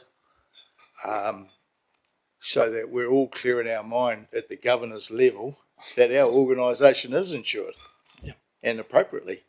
So for me, it's the process, the policy, and the decision points. The issue of about 4.3 million, well, that should have gone to the procurement committee, as I understand it. I don't know if it has, or even at 3.3, it should have gone to the procurement committee. We need a little bit more clarity here, and we need to know that we've got a good process that delivers a recommendation that is money for value, but we're clear on the risk that we are insuring or we are not. That's a commercial process to me, a business process that we should be very clear on in the way we go about it.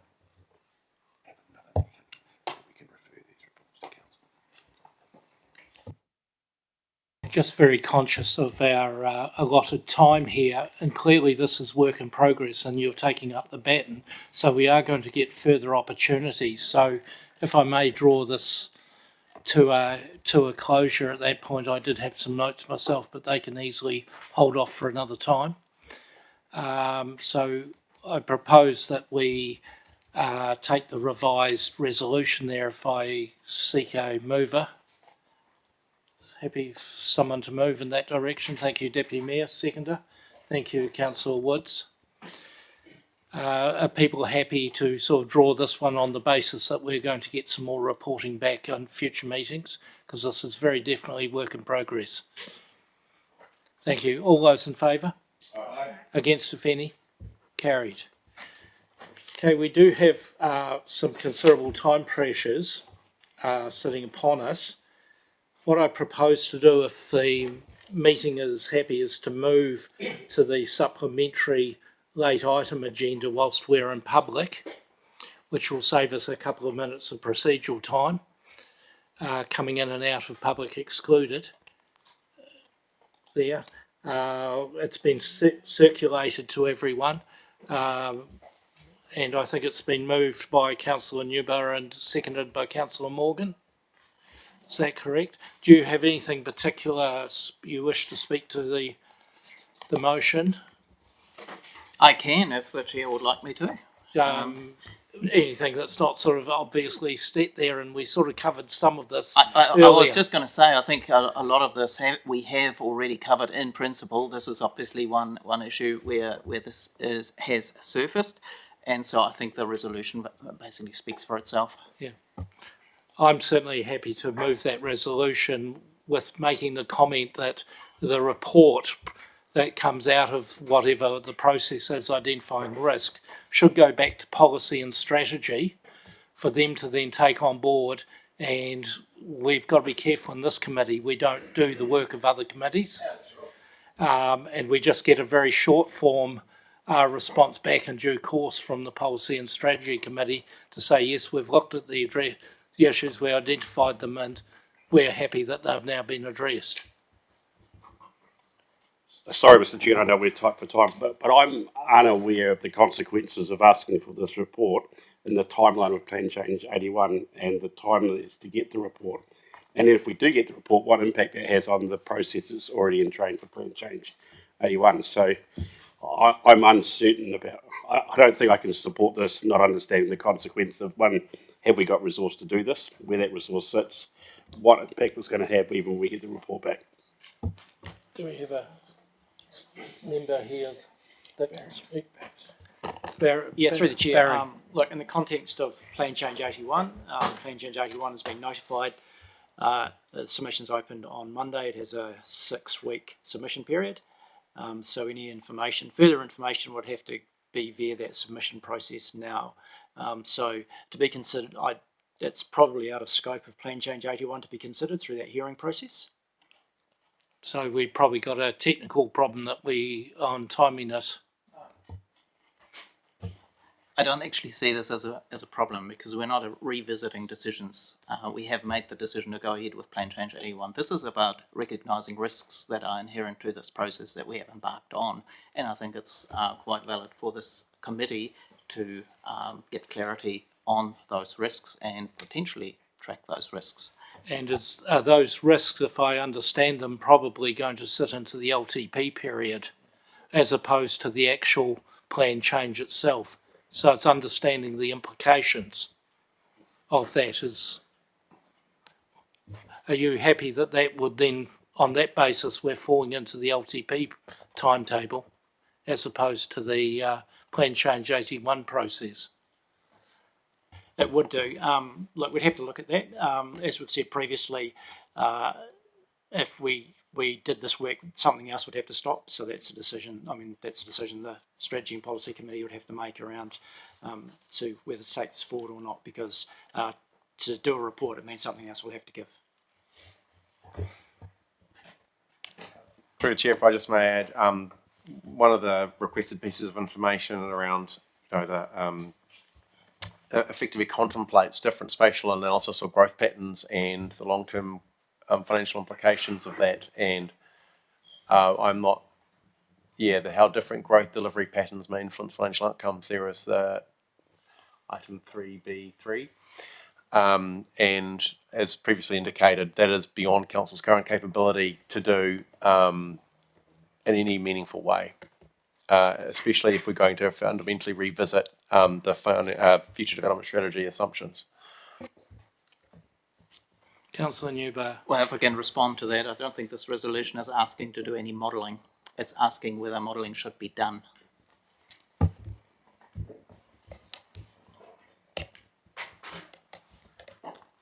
So my read of this is it's looking for a reasonably high level assessment is used to say, is there anything that we haven't thought about that should be raised and our consideration? And it looks to me like it is moving into the any material differences in the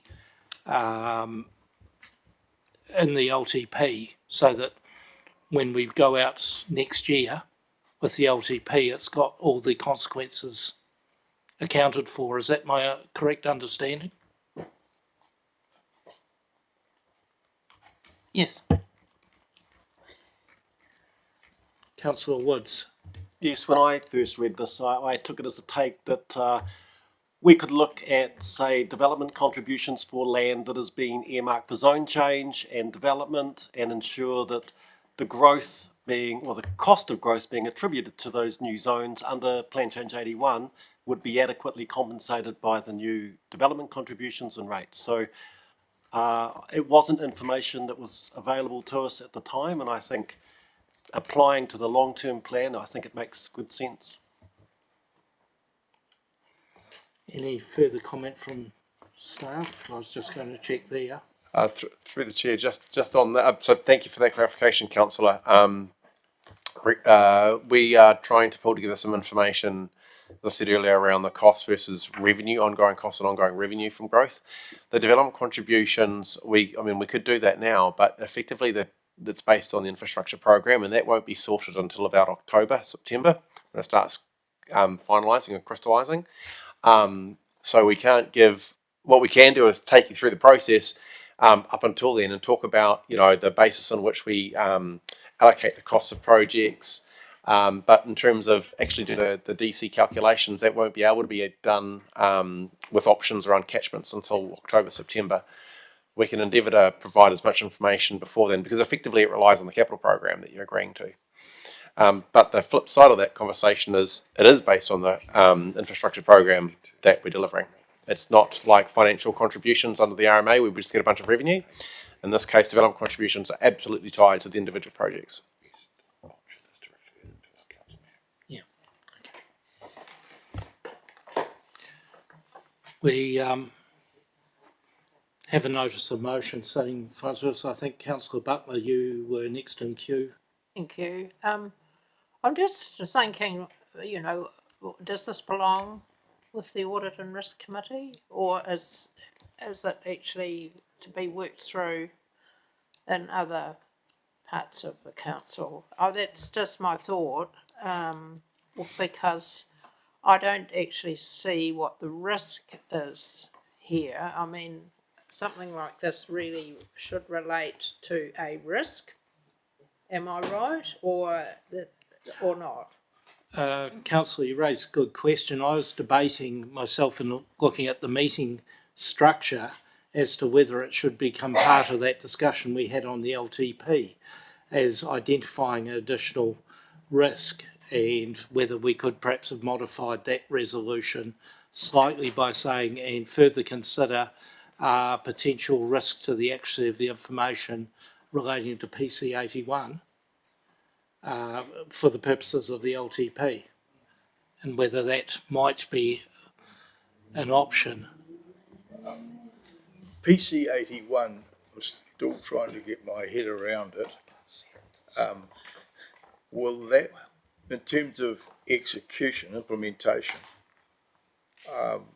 perhaps management can respond, will that be 100% implemented during the LTP or just a portion of it? And how do you make the assumption on what will be the capital spend in regards to the decision of PC 81? Our CE, I think, has some thoughts. Well, I wasn't going to answer that question. I'll get my team to answer that question. Go closer to it.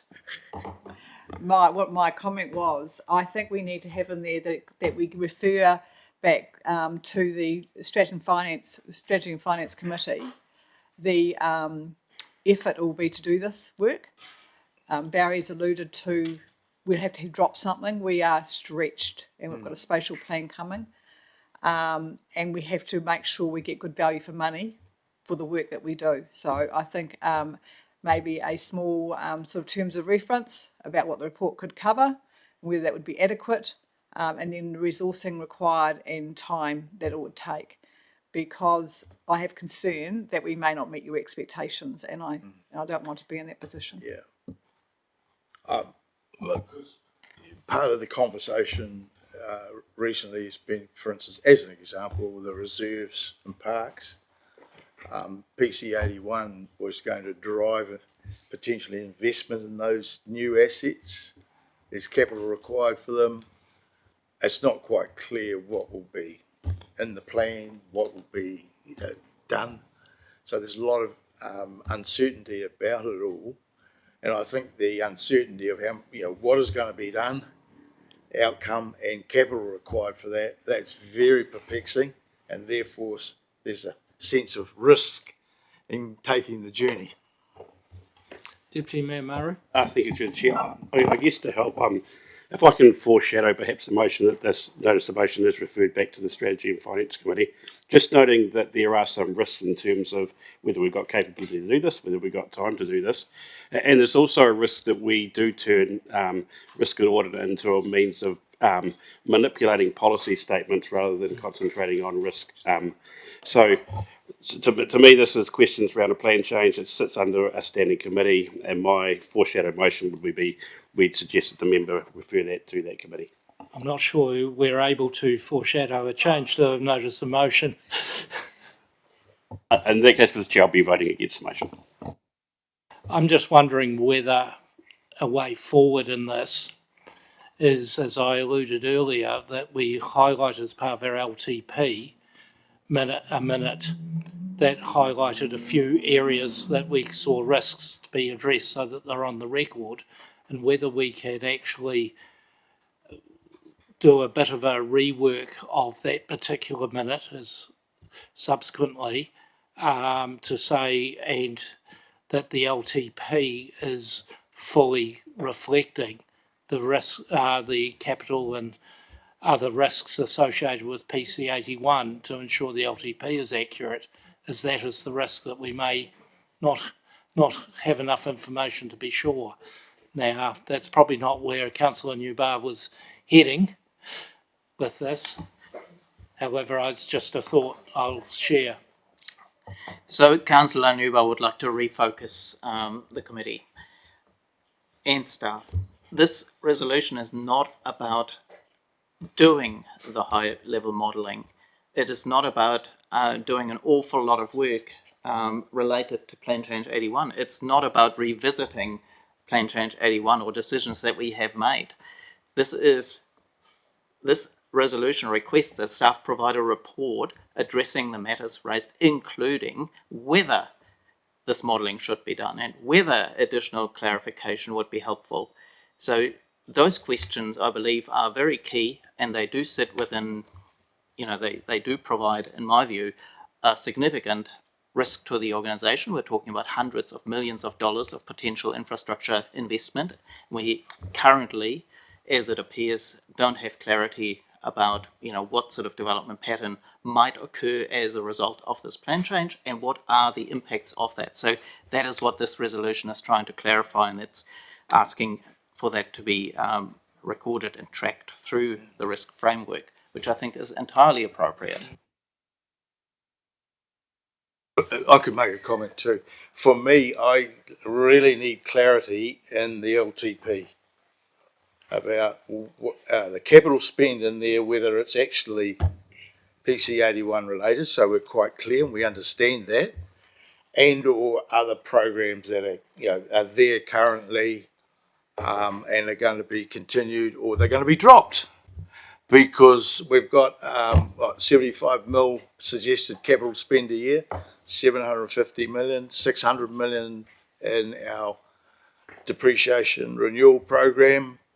And so it makes it easier for governors to manage the risk when we've got absolute clarity on where the capital's going, and it actually does get invested to address the challenges.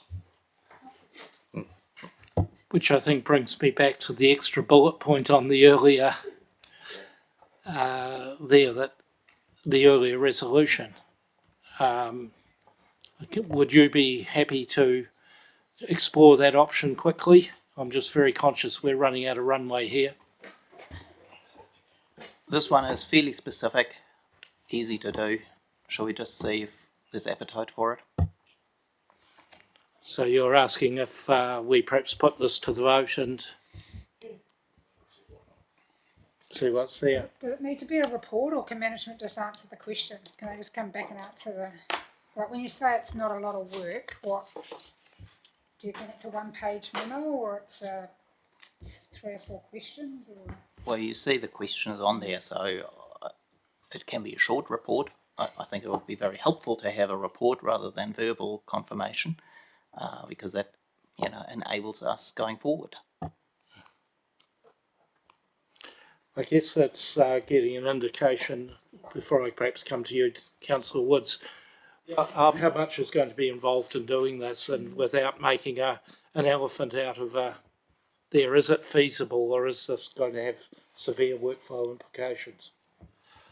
Look, when I supported this, I didn't foresee that there would be any huge work request. I thought the financial modelling around a plan change as big as this would have been already done, and sitting there and just bringing out some key facts for this committee.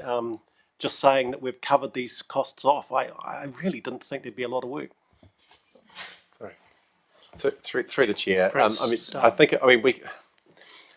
state some of the facts in relation to the two different processes. So Plan Change 81 absolutely contemplates where growth is going to occur, and it actually has a detailed infrastructure report that goes with it that says where we can and cannot service that land that's contemplated for zoning. So that is covered. Not all of that infrastructure and that infrastructure report is currently in our 2024 long-term plan, and it's identified where it's covered and where it's not. In terms of bringing back, understanding what the council's capital works program is, the council is under no obligation to absolutely service every part of Plan Change 81 in the next 10 years, even if it's contemplated that all that land will be developed in the next 10 years. So that's a worthwhile distinction. The choices that council makes through the long-term plan process are related to, but not determined by, Plan Change 81. There is certainly going to be information coming through the long-term plan process where council will understand what its investment in growth is and how that relates to Plan Change 81 and other deferred zone areas, actually, because we have some other land that isn't in Plan Change 81 that needs to be serviced as well. There's actually a session on the 8th of July next week, which gives you a high-level idea about where the council's contemplating at a staff level meeting our growth obligations. That's only a week away to talk about this kind of issue. In addition, absolutely, you expect to understand what growth projects there are supporting that. We'll be bringing that information to you. And picking up the wider theme that's come up through this conversation and others, we're going to try and give you some insight into what the revenue from growth is versus the cost of growth to help you understand, is it a net value proposition to the community or a net negative? So most of this I don't have any large concerns with. It's just that it may not all be ready in one single report, and it may just come at stages in Plan Change 81 and through the LTP process. Thank you. So you're therefore suggesting that seeing this today is going to certainly equip you to be ready with answers when it comes back, is what you're essentially trying to say. Councillor Newbar, you did have your... Yes, I did. I just want to clarify one point, because Plan Change 81, as staff have outlined, is enabling much more development capacity than will be taken up within the next 10 years. How that is, once that is enabled, the way this capacity is taken up, including timing, location, form of development, is actually not fully within the council's control. Once it is enabled, any developer can go along and provide the infrastructure required and go ahead with their development in whatever form is enabled through that plan. So we do not have that control once it is enabled. So that means we have no control at the moment over what will be vested essentially as an asset in council and what the ongoing cost of those assets will be. And that is what this is trying to address, get some clarity around what information we might need and what risks arise from this decision. You've previously suggested that maybe we just test the mood of the meeting. I don't normally take that approach. I try to get to a consensus point, but I feel that we might be against time, and the alternative to leave it lie on the table, which you're probably not going to be satisfied with.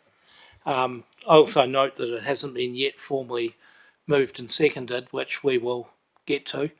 But if you're prepared to move this and test the vote, and Councillor Morgan, you're obviously prepared to second it.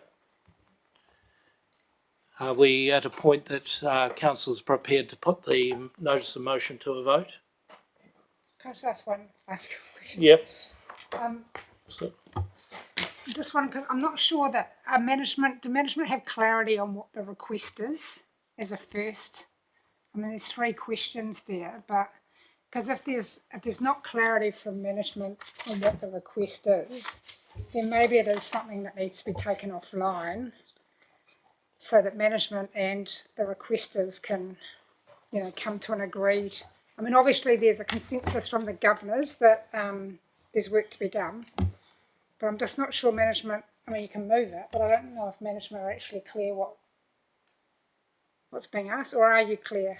I'm just not getting that that vibe, because clarity is the first thing, right? If you understand what's being asked for, and then maybe that's what's taken offline to go, well, yes, we can do it, but it's not going to be today, it's going to be next week, or... Through the chair, I mean, I guess I'm personally about 85% clear.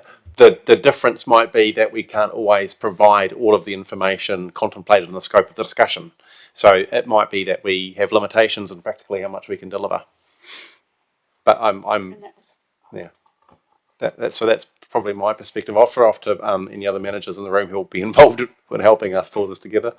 Okay, it's been moved and seconded. I feel that this one might be one where I want to actually have a show of hands, just in case there is views going alternative ways on this.